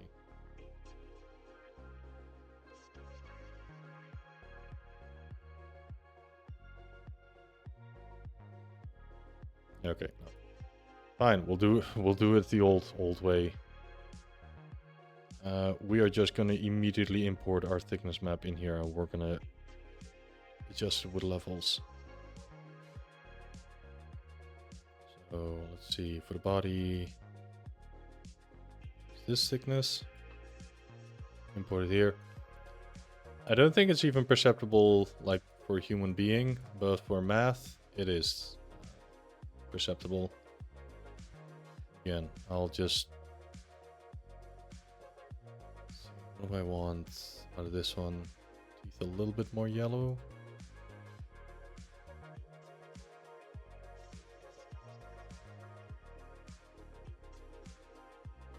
We're going to use a levels and really try to scrunch that one out.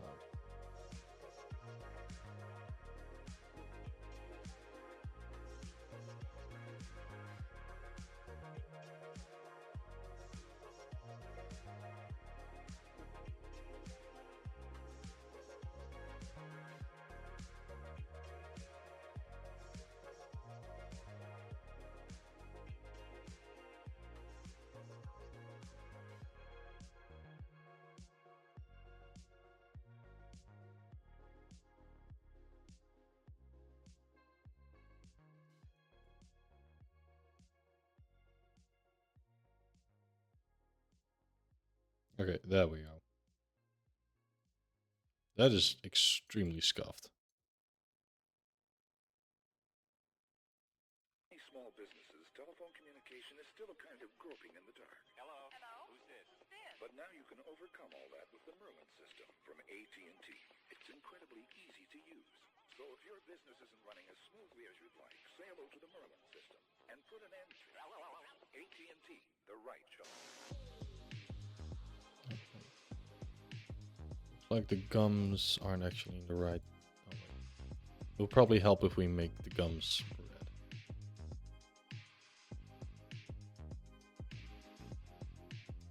Oversaturate red.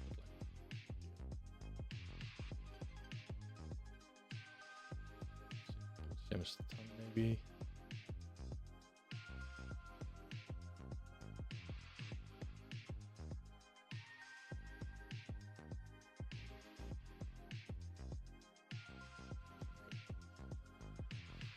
So for these teeth, we have a little bit of a gradient effect by means of thickness. Not really perceptible, but it's there.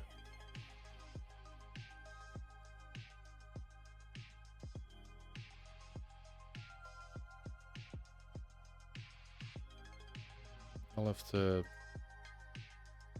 take a look at how I want to do that.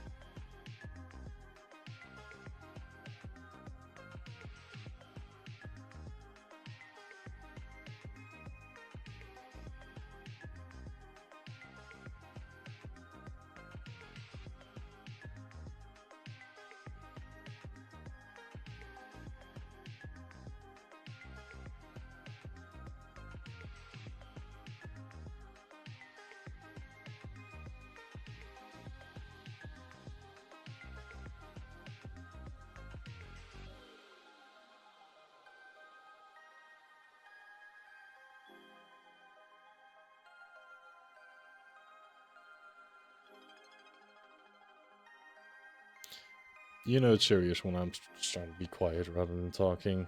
Like, I'm just experimenting, see if I can get, like, some sort of nice gradient on these teeth. I think this is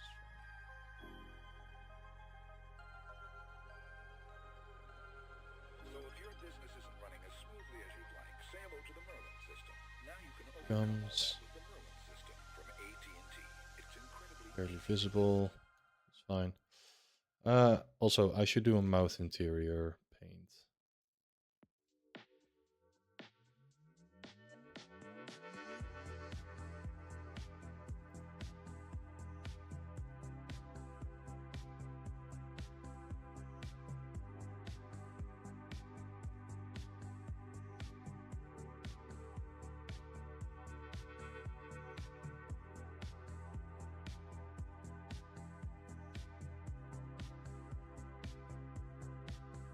This is where I'm going a little bit scatterbrained.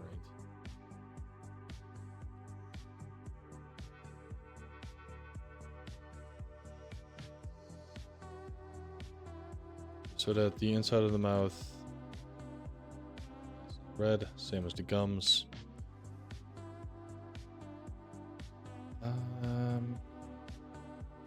Sure.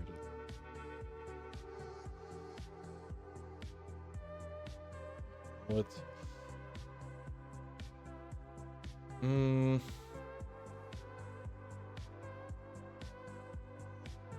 I wanted there to be a gradient so that, like, the further back in, the darker it gets. And I know a trick for that. It's just gonna be extremely scuffed.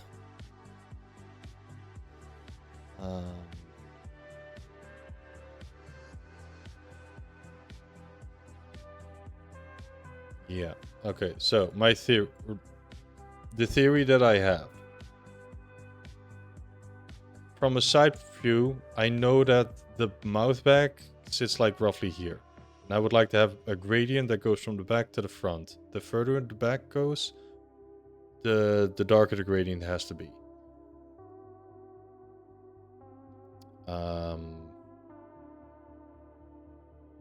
Yeah, that is the theory. Actually, I think I'm just gonna put this mouth interior.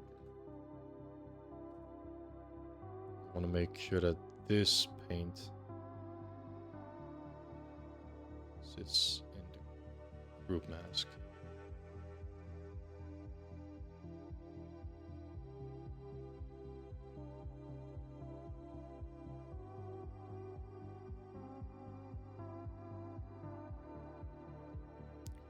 Okay.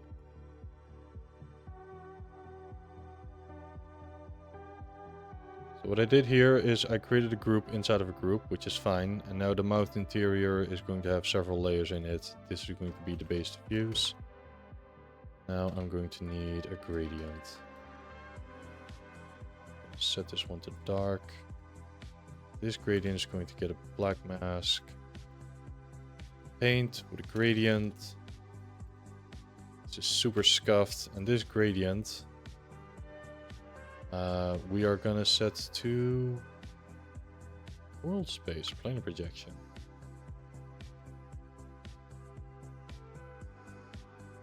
Okay, first thing that we're gonna do, rotate this 90 degrees. This thing.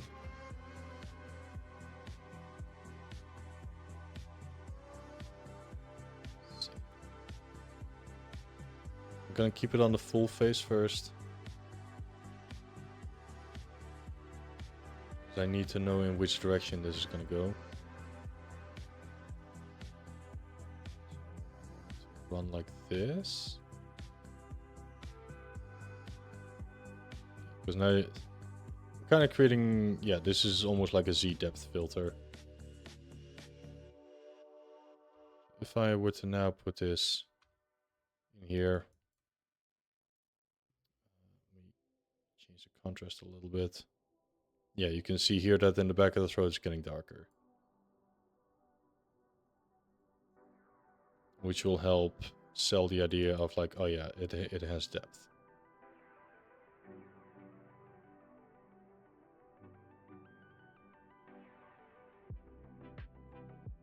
I'm I'm kind of thinking if I... Because this is like an overlapping effect. But I think I do want to have inside of on the gums and the tongue as well. So maybe I can put these in here. So that they too will get the gradient. Though that would also require them to be added to the body mask. Here, base body, these things need to also get added. This is where things start to fall apart. Because I need that too. And now we can see, oh yeah, there's definitely stuff going on.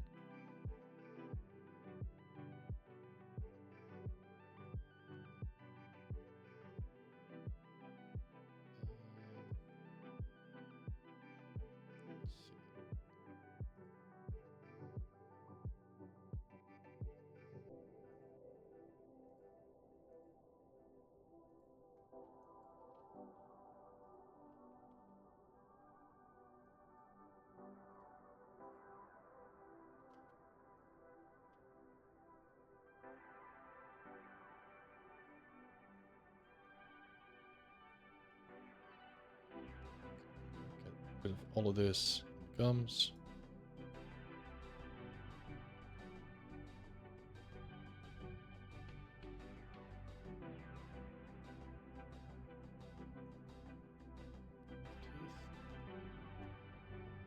We still have skin color on top of the tongue. We don't want that.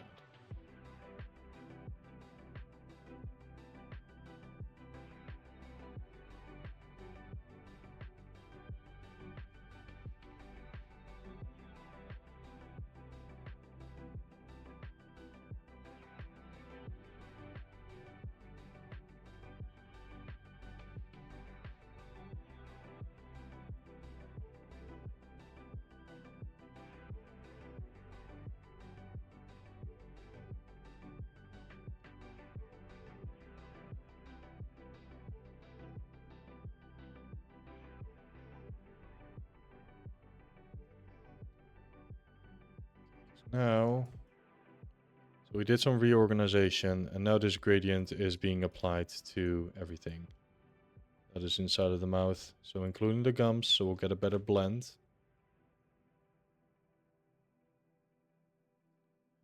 Let's see, gradient.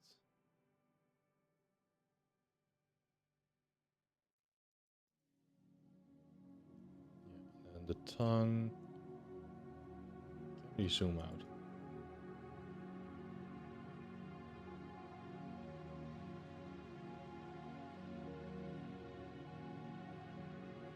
I think that works.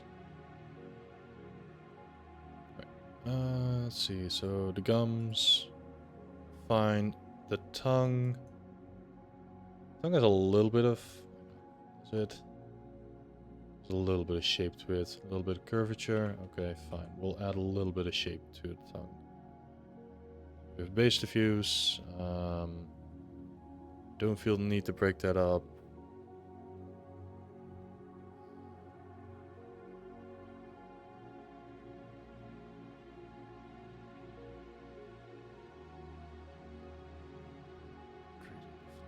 We'll use the ambient occlusion for that one.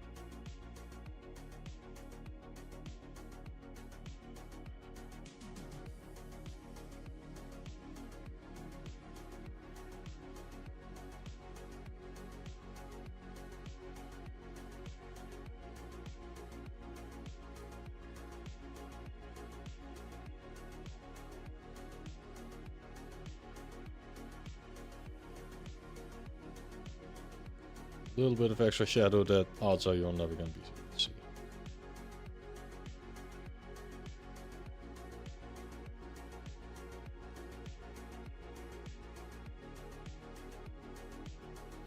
Okay, okay. Again, these black pixels, this is because there's some projection errors. I'll clean those out. Clip Studio Paint some other day. Cool. Let's see, teeth. Yeah, teeth are fine. Alright, blue cloth, that is the shirt.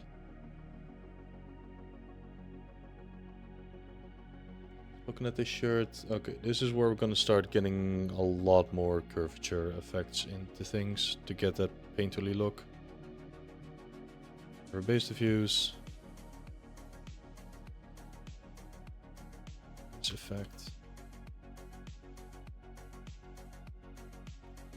Break up.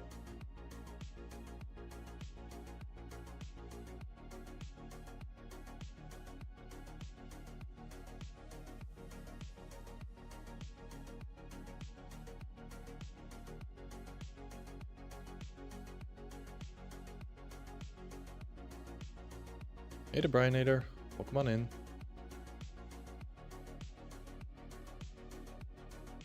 So this breakup looks too generic. I'll have to adjust it.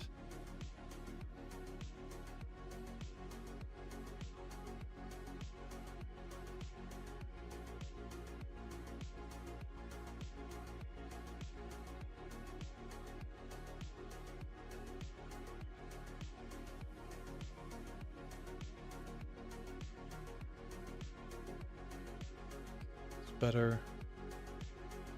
Now we're gonna start messing around with some curvature maps because this shirt has a lot going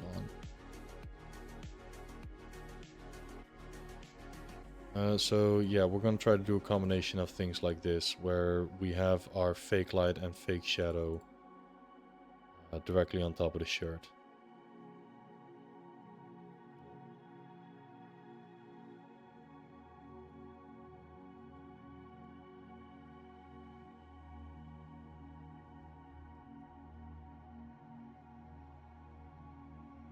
I think I should just start keeping these on. Tweak it a little bit.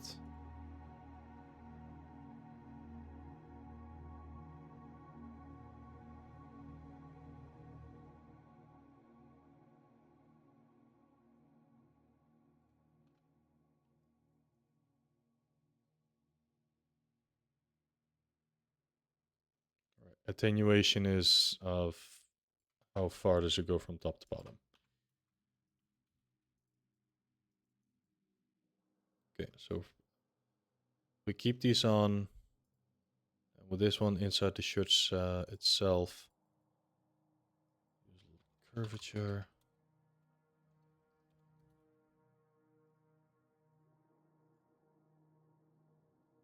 Add a generator, curvature, then squish that one pretty hard.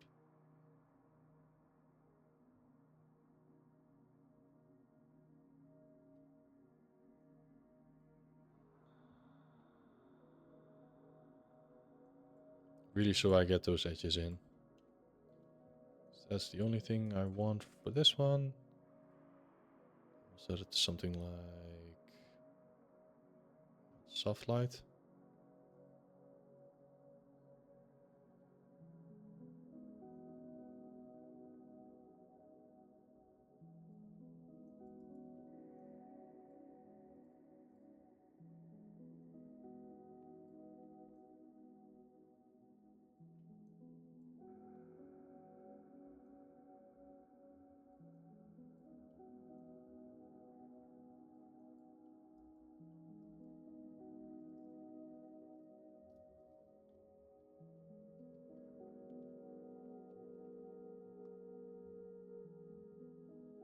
And we'll go over it by hand. I think that's the biggest part that I should just do is, okay, we have a generator. It's given us some pretty nice results. Now I'm going to go over it with an artistic brush and emphasize the areas that I want.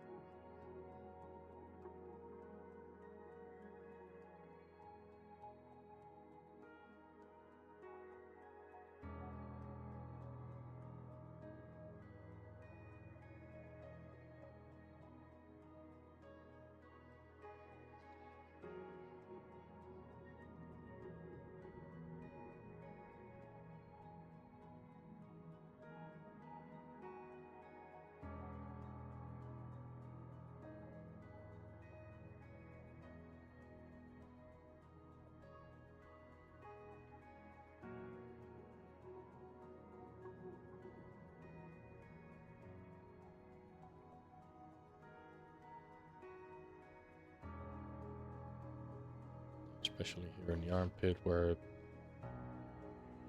the utility map, so there is technically no light here. I'm gonna have to repaint it. This splotch.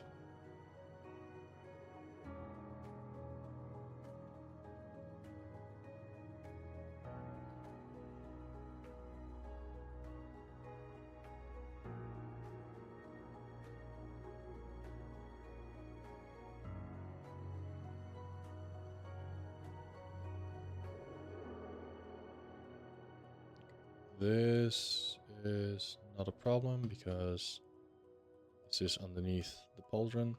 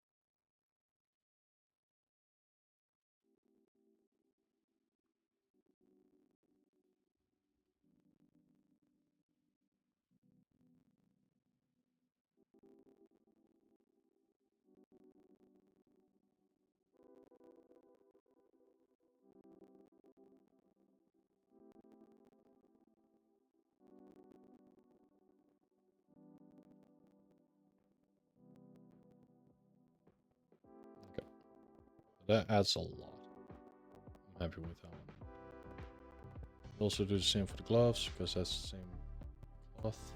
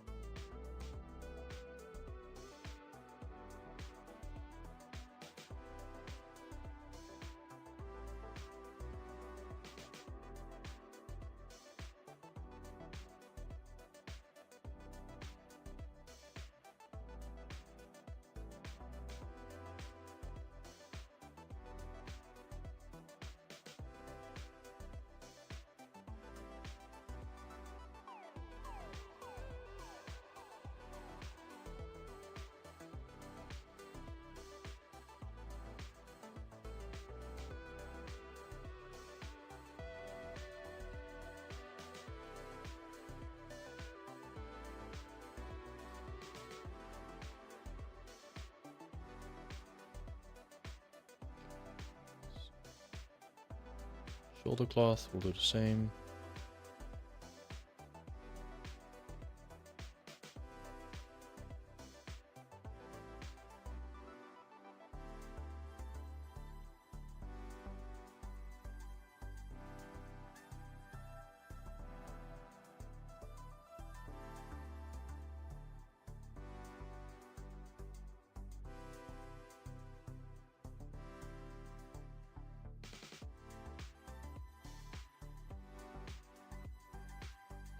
And this thing definitely has a couple of really painted on highlights, so I want to get that to work too. I'll just pop this entire layer. We'll just manually repaint stuff.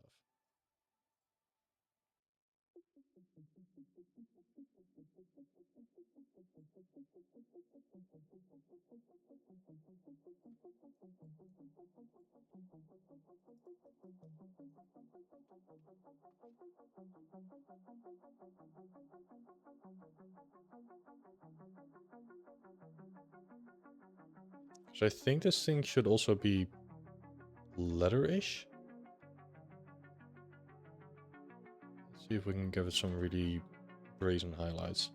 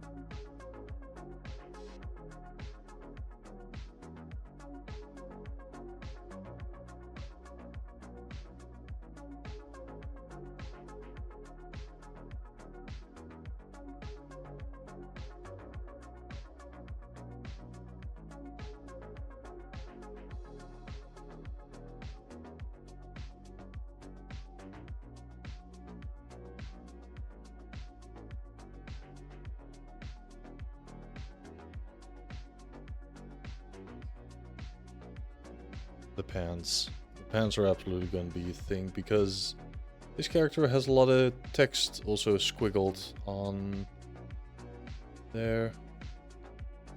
Let's see if I can reproduce some of that. So how are we doing for time? 40 minutes remaining. Okay.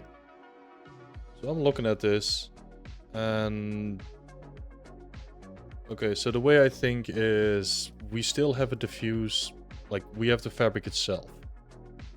That fabric has wear and tear. And then on top of that are markers being scribbled. So that is how I'm also going to be setting up my layers.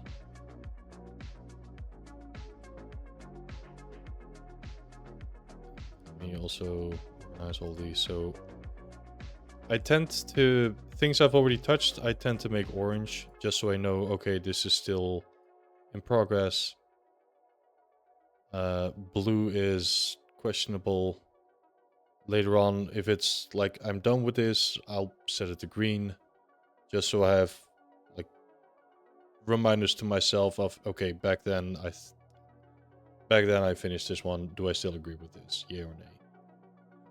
Okay, so base diffuse. Let's do a breakup first. So breakup. And since this is like what, denim, I do think the breakup can be quite significant.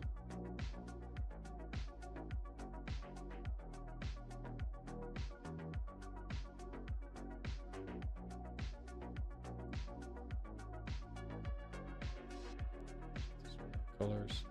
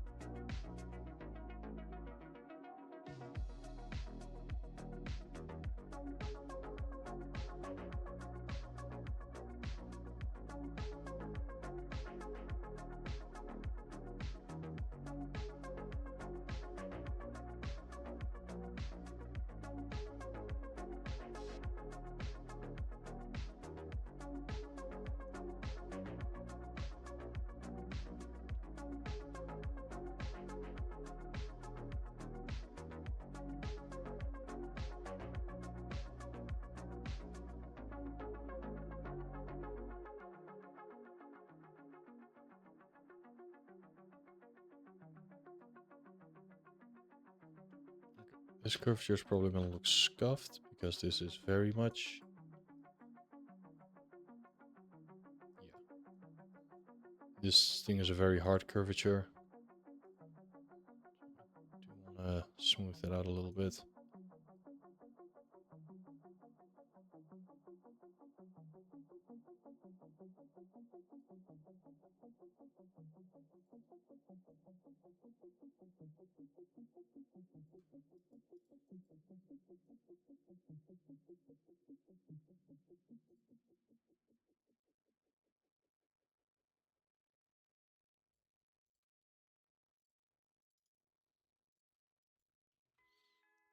Start painting on top of it.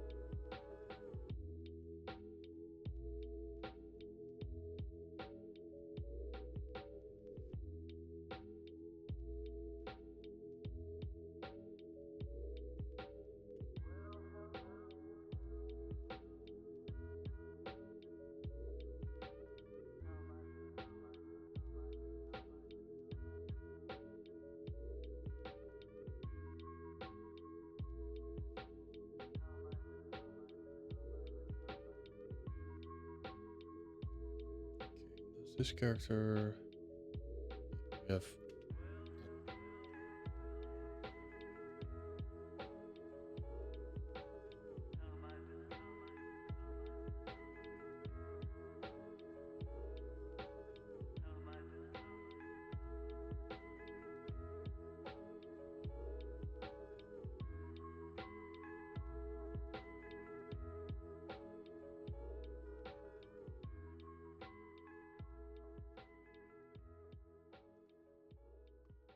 So I'm trying to find out like the big shapes that I wish to emphasize, while still trying to respect that this is like a very rough fabric. So how do I put this into words? It's not all smooth, soft shapes. Like there should be hard creases in there from time to time.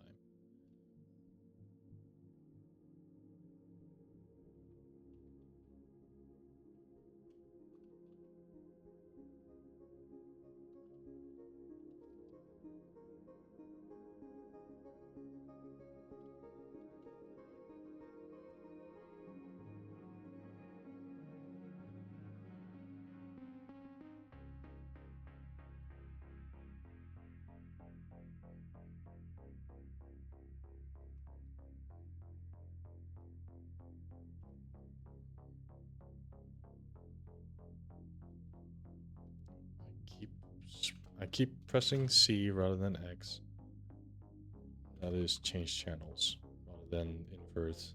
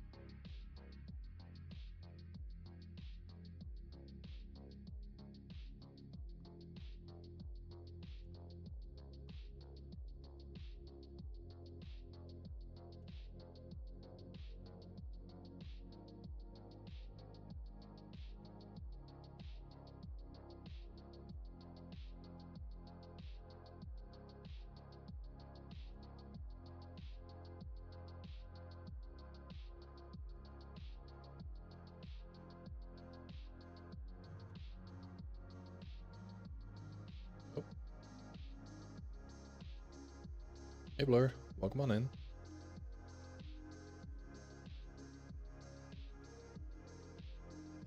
See you in here.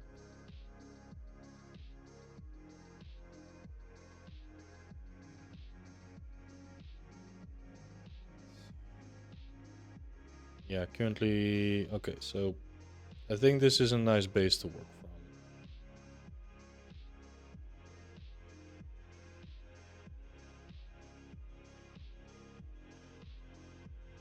Majority of it appears to be coming from the light of like the top layer.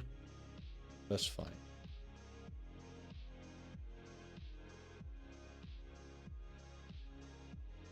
Good ads in a few minutes. Let's see. I think I want to try to get some of that marker on it. So what do we actually have here? Because this is some fancy scribbling from the artist itself.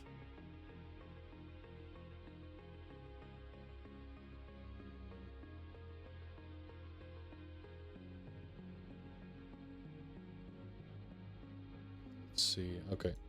Well, again, I spy 2, maybe 3 types of markers.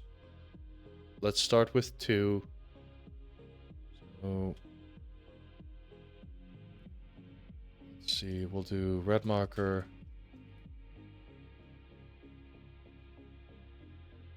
Rather, yeah, red mark.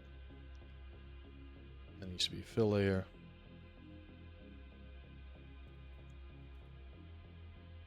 Red marker, give it a mask. Give it a paint, because this cannot be done with a generator. This is pure, like we are literally grabbing a brush and we're gonna go over it. Let's see, I'm gonna need a different brush. Do we have calligraphy? Yes, calligraphy. What does it look like? Oh yeah, that can absolutely work. Let's see, this thing only a color, correct? Paint. Can I make this thing follow path on? Oh yeah, we're in business. All right.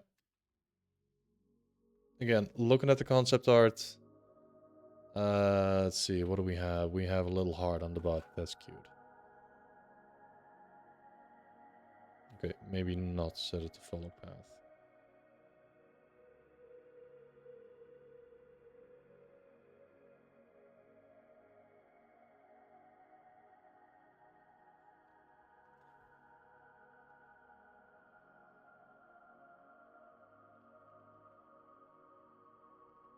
Let's see, probably have a little bit of opacity.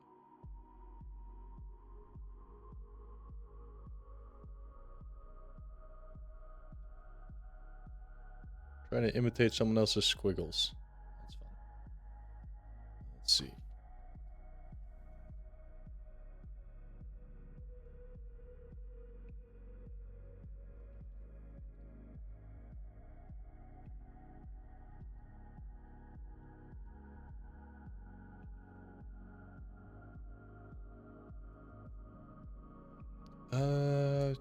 You just realized that I'm the artist that did the leopard one at the top left. Yep. What you see above me rotating is all my previous work. And I'm the one that made the leopard mercenary. Yeah, hi. Nice to see you again. You found me.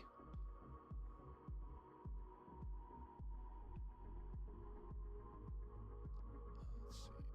Here at the front we have something, I think this is like a 10.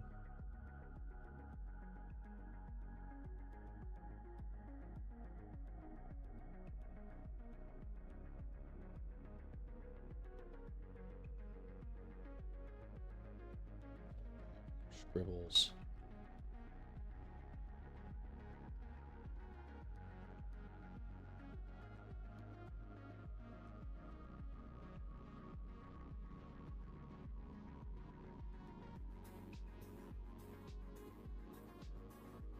Swish here.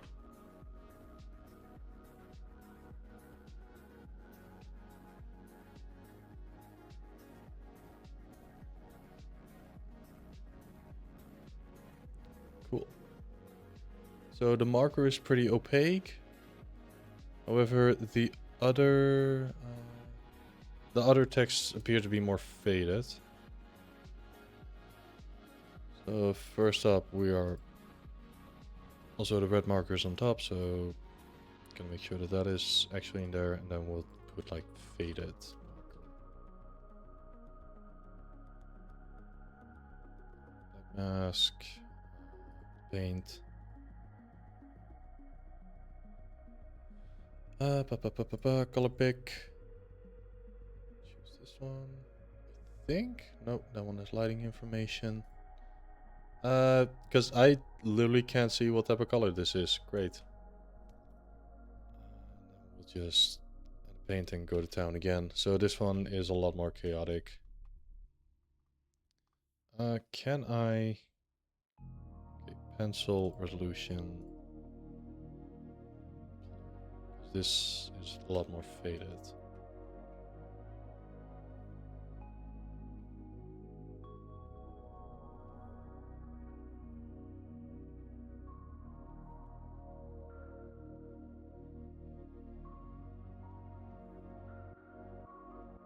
It's like the whole point of these brushes is that they are somewhat like physically correct.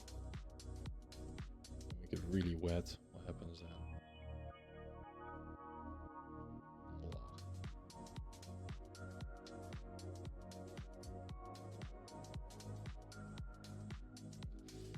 We'll add the grunge with a different brush on top later.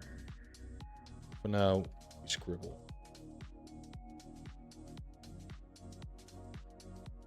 Let's see.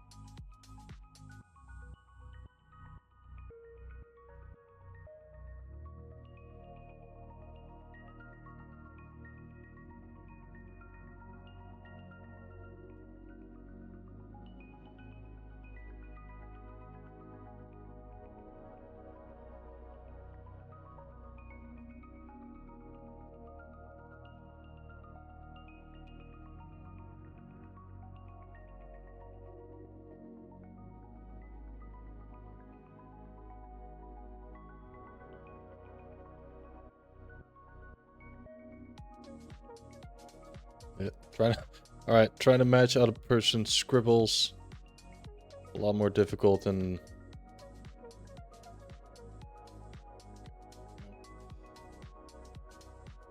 This one up here at the crotch.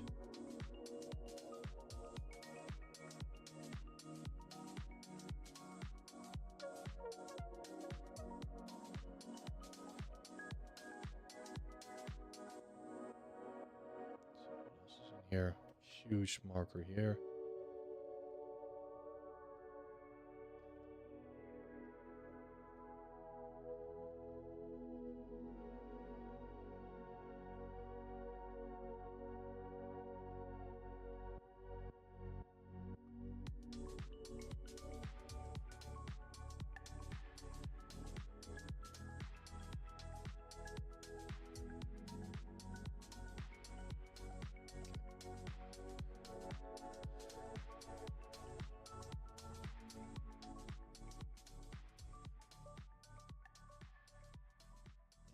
Okay, I see what this artist did. They kind of duplicated the scribbles on the back as well.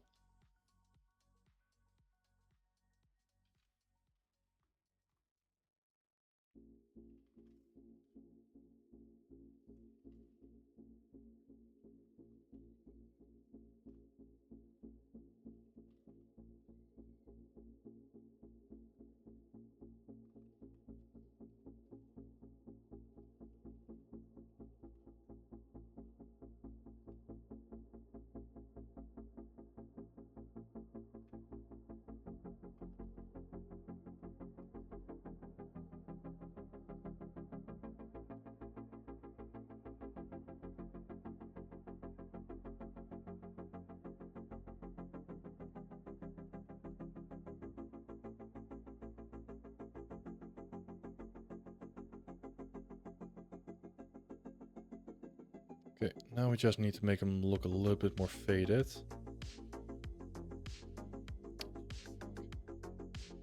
I painted this directly into the mask.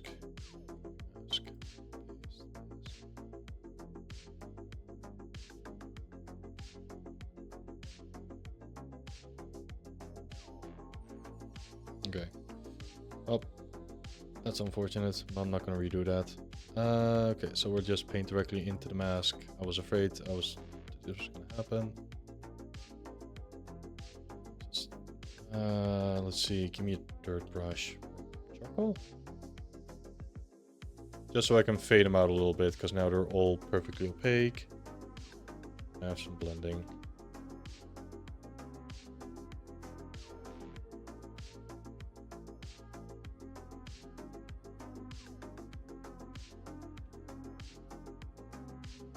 Especially in areas where there's been a lot of creasing, I feel like the ink should be a lot more worn out.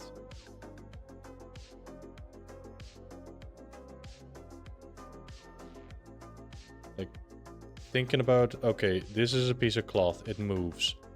Look at your own pants, look at where the wear and tear is, look at where, like, things are starting to fall apart at the seams. And spoilers, it's at the seams. So to then mimic those type of damages in the same location, you can get some pretty convincing results.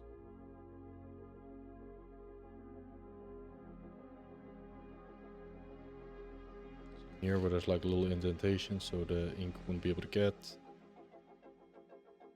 there.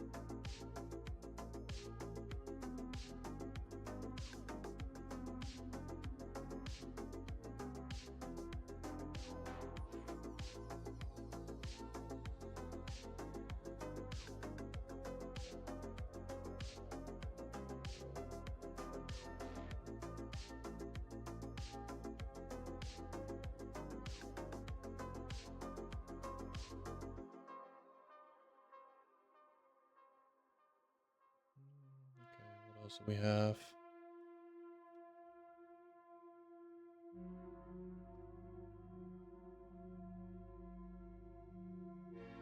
Also, how are we doing for time? 20 minutes remaining. Cool. Pants. The rollover parts. Right, these things. They are going to get one hell of a curvature treatment. Let's see, I need a breakup.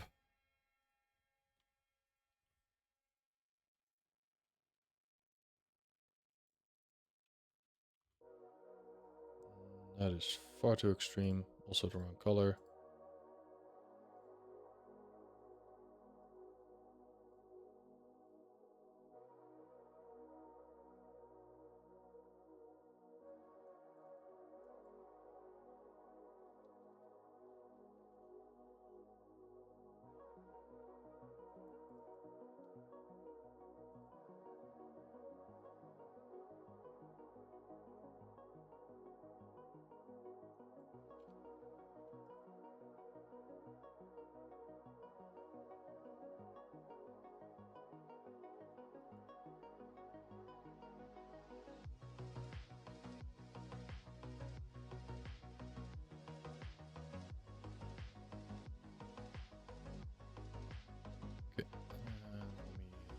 curvature from this one.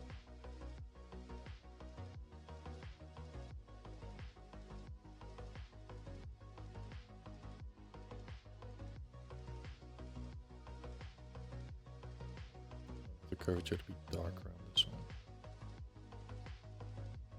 These are like frayed edges. This is holding off dear life.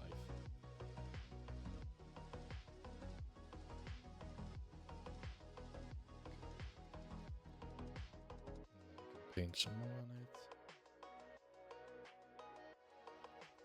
Brush. I need the artistic. Oh, this one.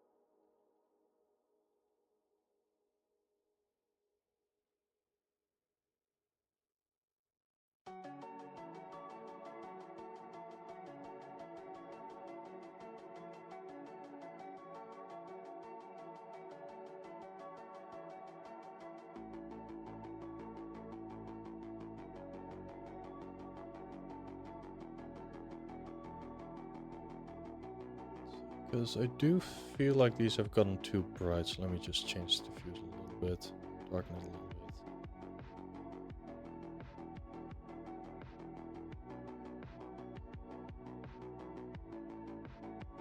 Put the curvature down by a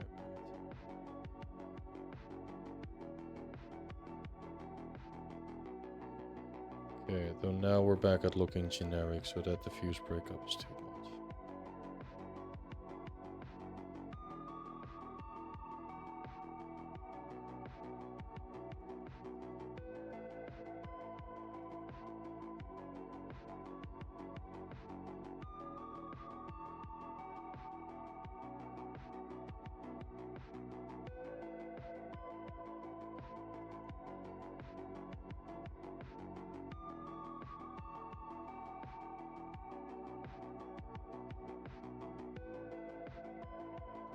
Okay, and then this one looks to be a lot more like their vertical shreds.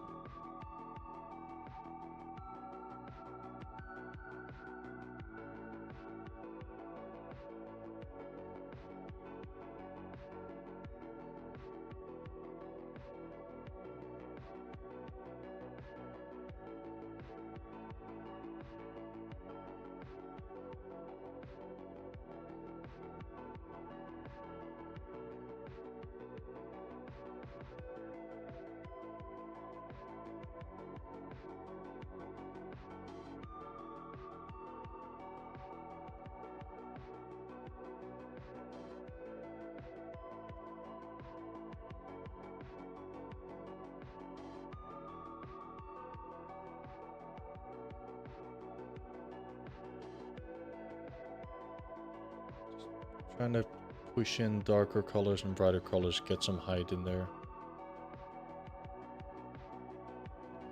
Painted this a whole lot, so this is new.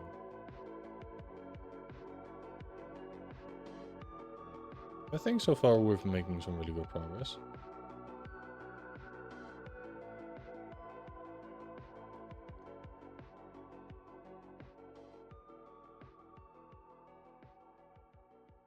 Just I'm already hand painting a lot more than I would do on other programs or projects.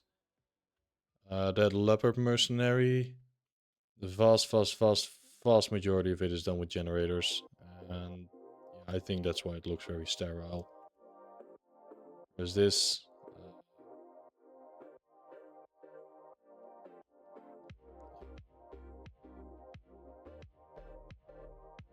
More happy accidents.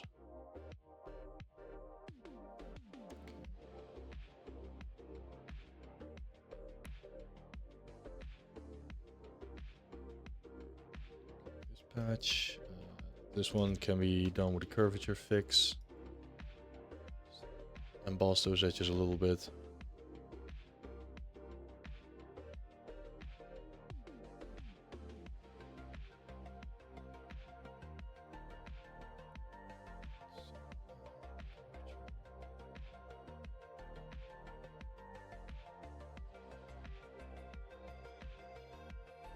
I'll grab it from the pants.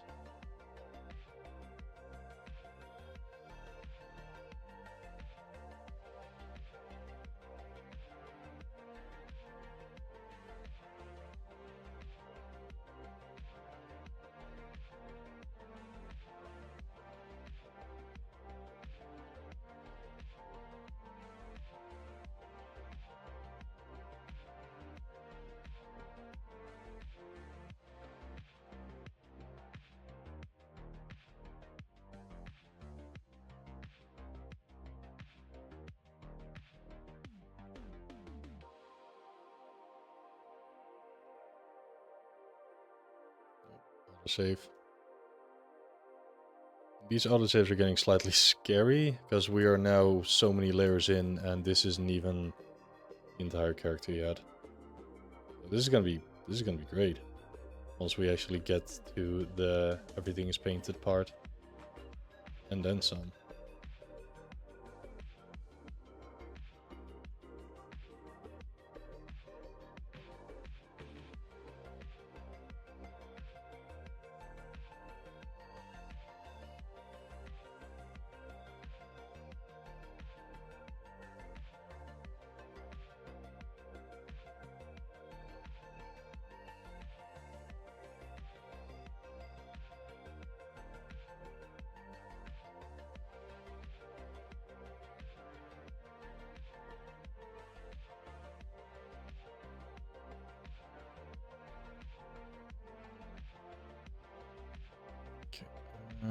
Yeah, I should absolutely add a little bit of darkening in there as well.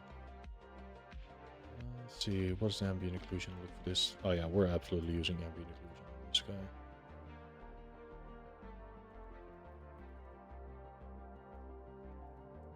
Ambient occlusion, so we know the drill. Add a black mask with a fill layer. In the fill layer we put our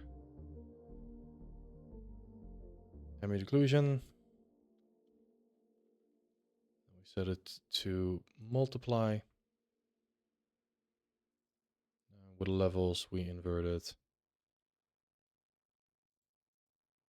We darken it as needed.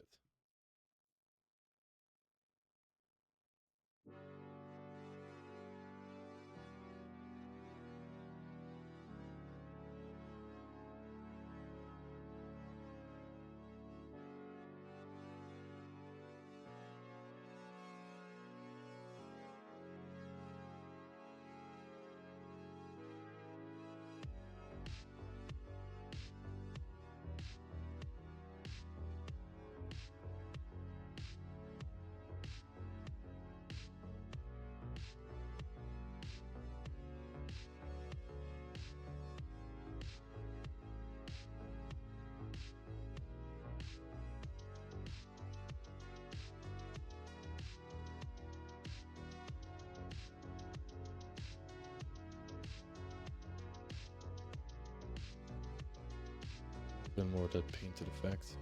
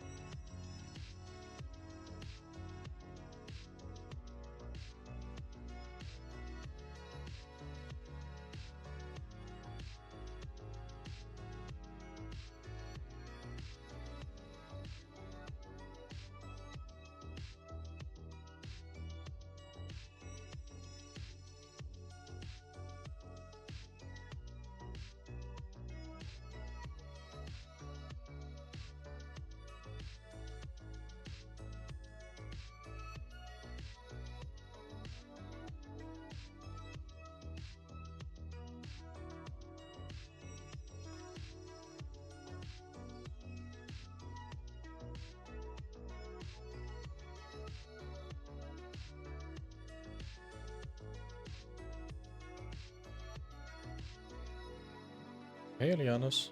Welcome on in. How are you doing?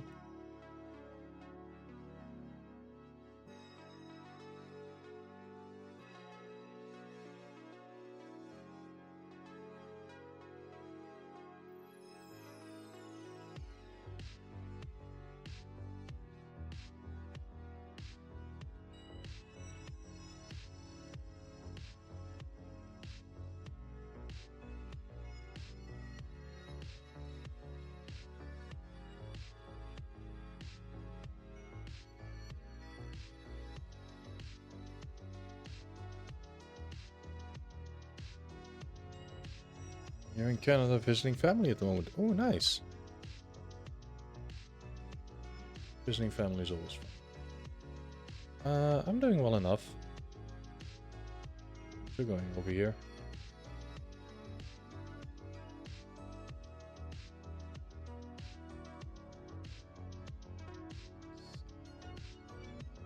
Yeah, we've been working diligently on getting this guy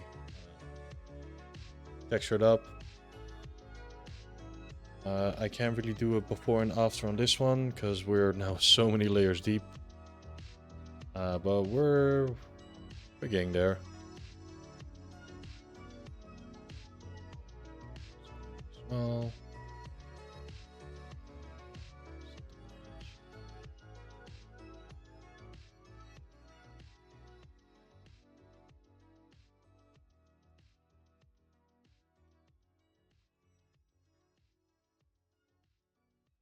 Well, extensive, yes. So again, I'm using the full force of substances layering and non-destructive workflows. So these colors can be pushed a whole lot more.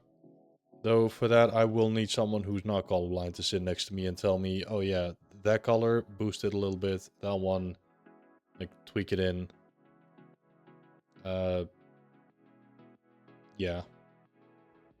This character is gonna look a whole lot better, but I'm setting it up in such a way where all colors individually can be tweaked. So I'm trying my best right now. Hopefully I can hit it quite closely. Then with some minor tweaking of friends later on, this is gonna look really cool.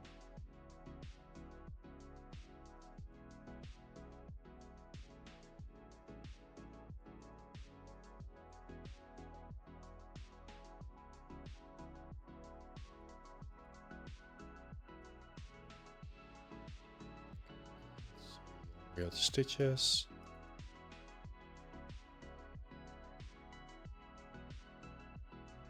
I think the stitches look fine as they are. Shin guard spikes.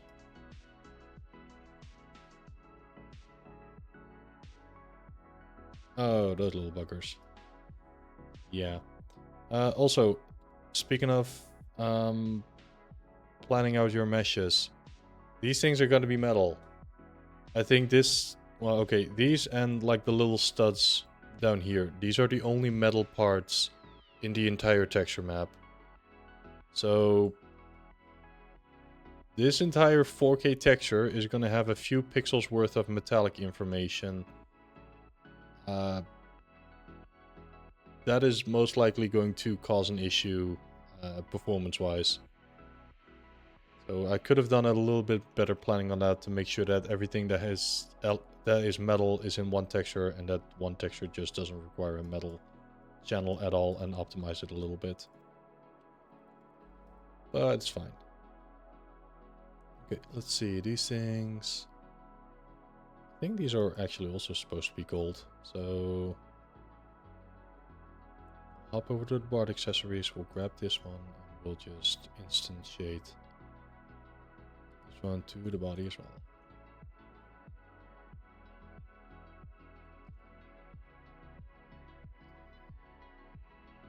Smack this one in the right channel.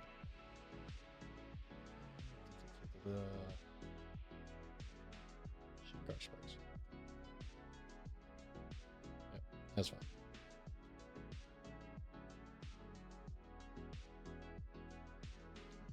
these belts. Also, I'm looking at the time. We have a few minutes remaining.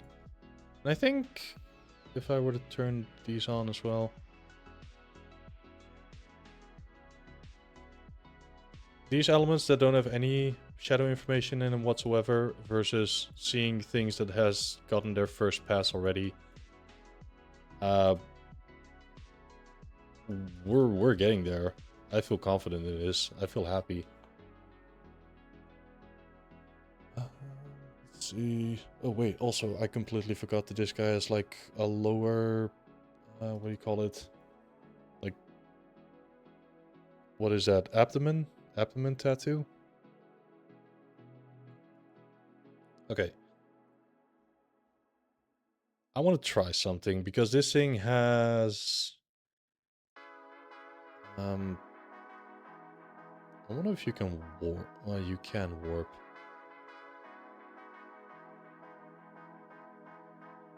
Okay, no. I want to try something. Hey Hattie, welcome on in.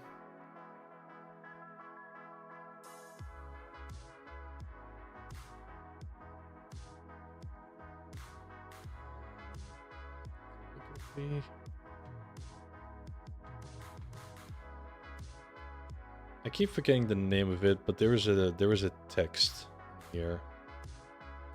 And it's not called text. So we have these texts, but that's not like text that you can add it.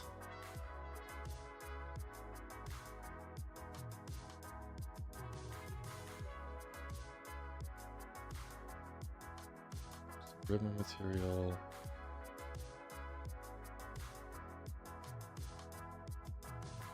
Because you know how in Photoshop you can set text and then you can slightly warp it?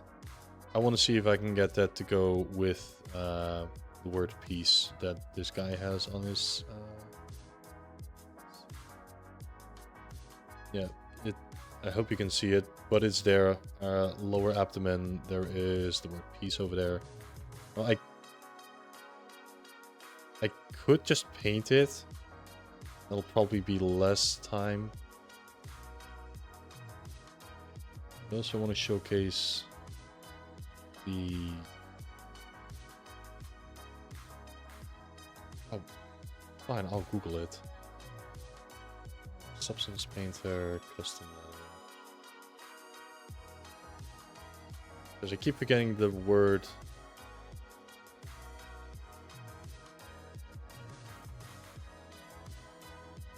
I do not want anything of a video.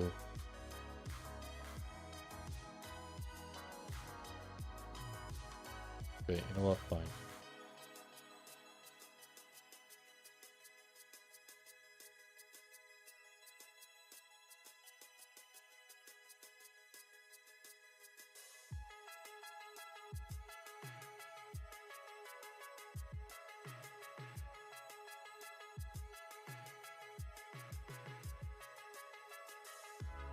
Ah, okay, cool. So here we have fonts. What are they called? They're called fonts, okay. Although there's no way in hell that we're gonna find the right font, so I just need something that is somewhat angular. This maybe? How did these things work?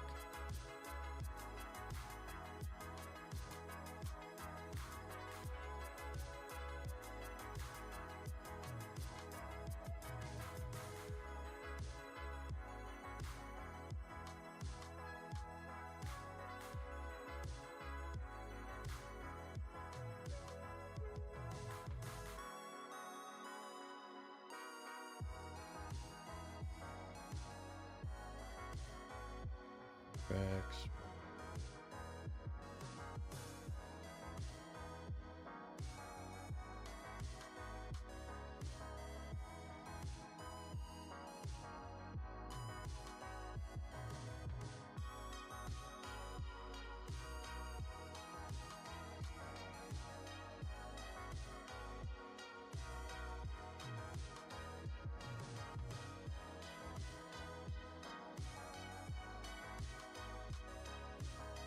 Okay, so God, that is a weird way of implementing it, but we got there.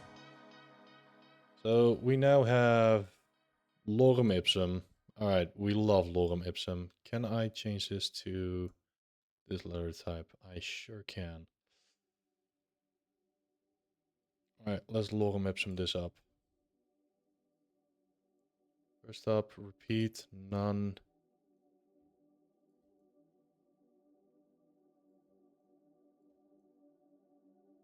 Have this a piece. Can we warp this? Advanced linear spacing, resolution. So that is absolutely not the right letter type.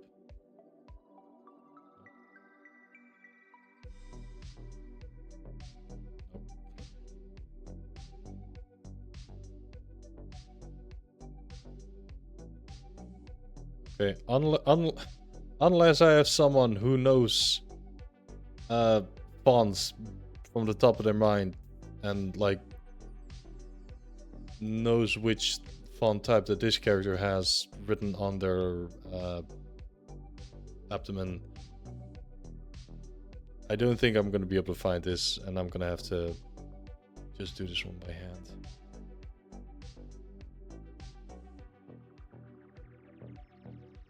Alright. Fine, we'll do it by hand.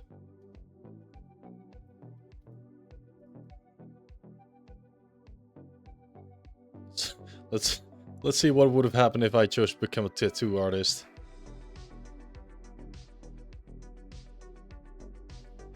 Let's see. I need a square brush.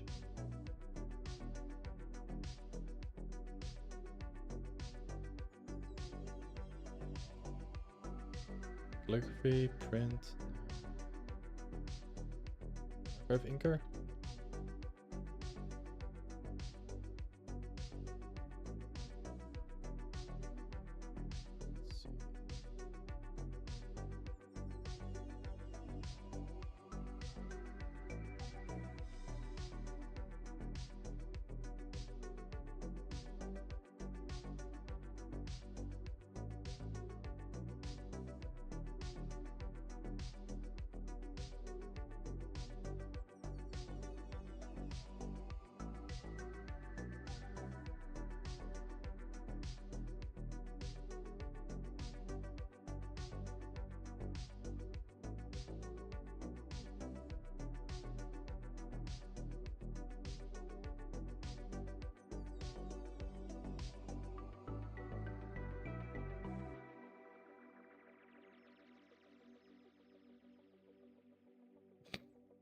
Well, absolutely not. I'm glad I did not become a tattoo artist. Oh man. Yeah, maybe it's better if I find what font this is off stream and then like find a way to type it.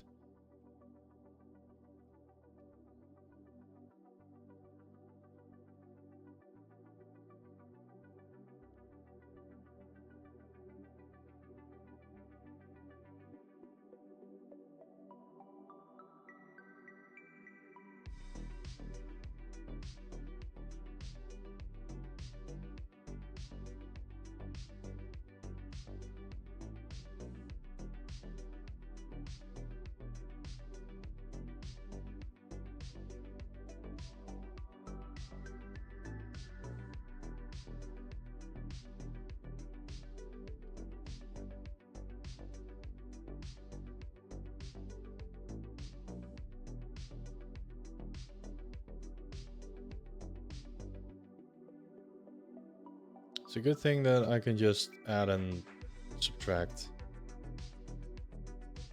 things over.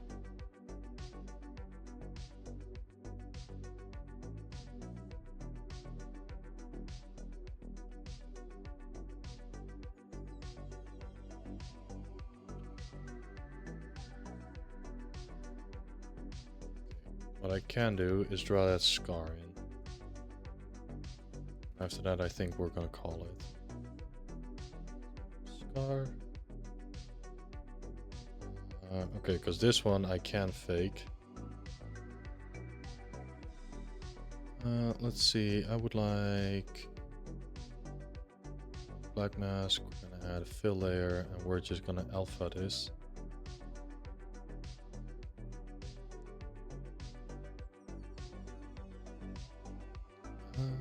You know, there are 2 individuals I can think of reaching out about what font of text it is after stream. Oh, really? Sure. Put me on. Yeah, I'll have a chat with you after stream. Let's see.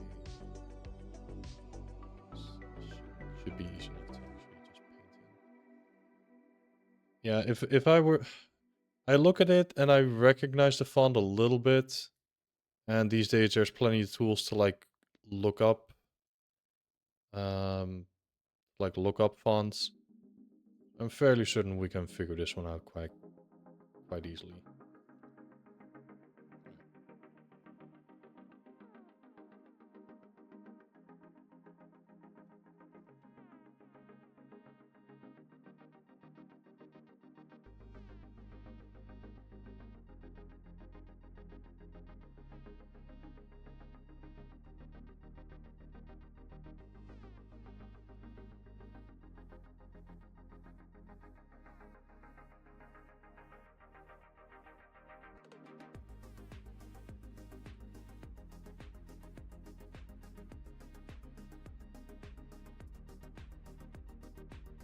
That was easy.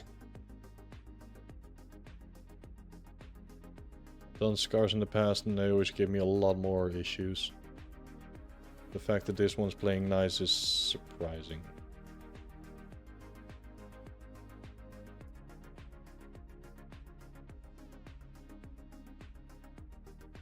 Let's just get rid of this for now. Alright, cool. I think as a general first pass of the body itself, we're getting there.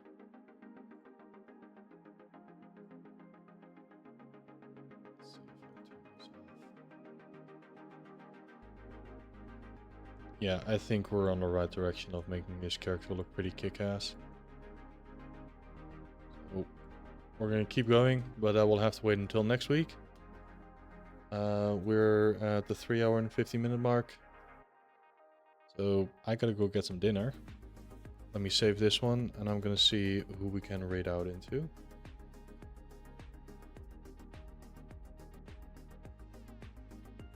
Let's see. Check the following list.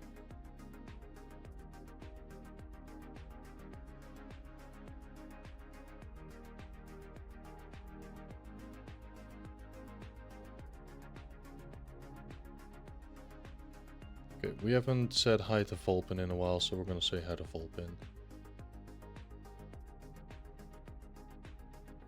They are working on some 2D work. Nice. Let's go say hi to them. So, OBS. / raid the Volpin. Alright, cool. So, for everyone who dropped by and watched, thank you very much. I hope this was interesting to look at. A couple of parts I went a little bit quiet because I had to think a little bit more, but overall I think it was a good stream. Good progress, I'm definitely happy with that. Thank you for the stream, thank you very much for watching, Marin. And yeah, I'll little things such as aberrant pixel information where projection errors are happening, I'll fix those off stream. Again, they're as easy as opening them up in Clip Studio Paint, paint out the issue with a soft brush, blur it a little bit, and then everything's fine again. That is more tedious than interesting to look at. So, if you'd like to see more of me outside of stream, I have a blue sky. Let me fetch it real quick.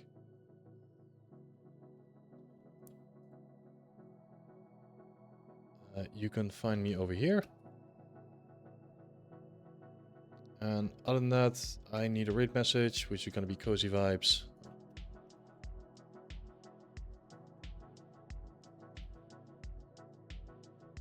So if you have my emotes, please use that, and I'll see all of you next time. Take care. Bye-bye.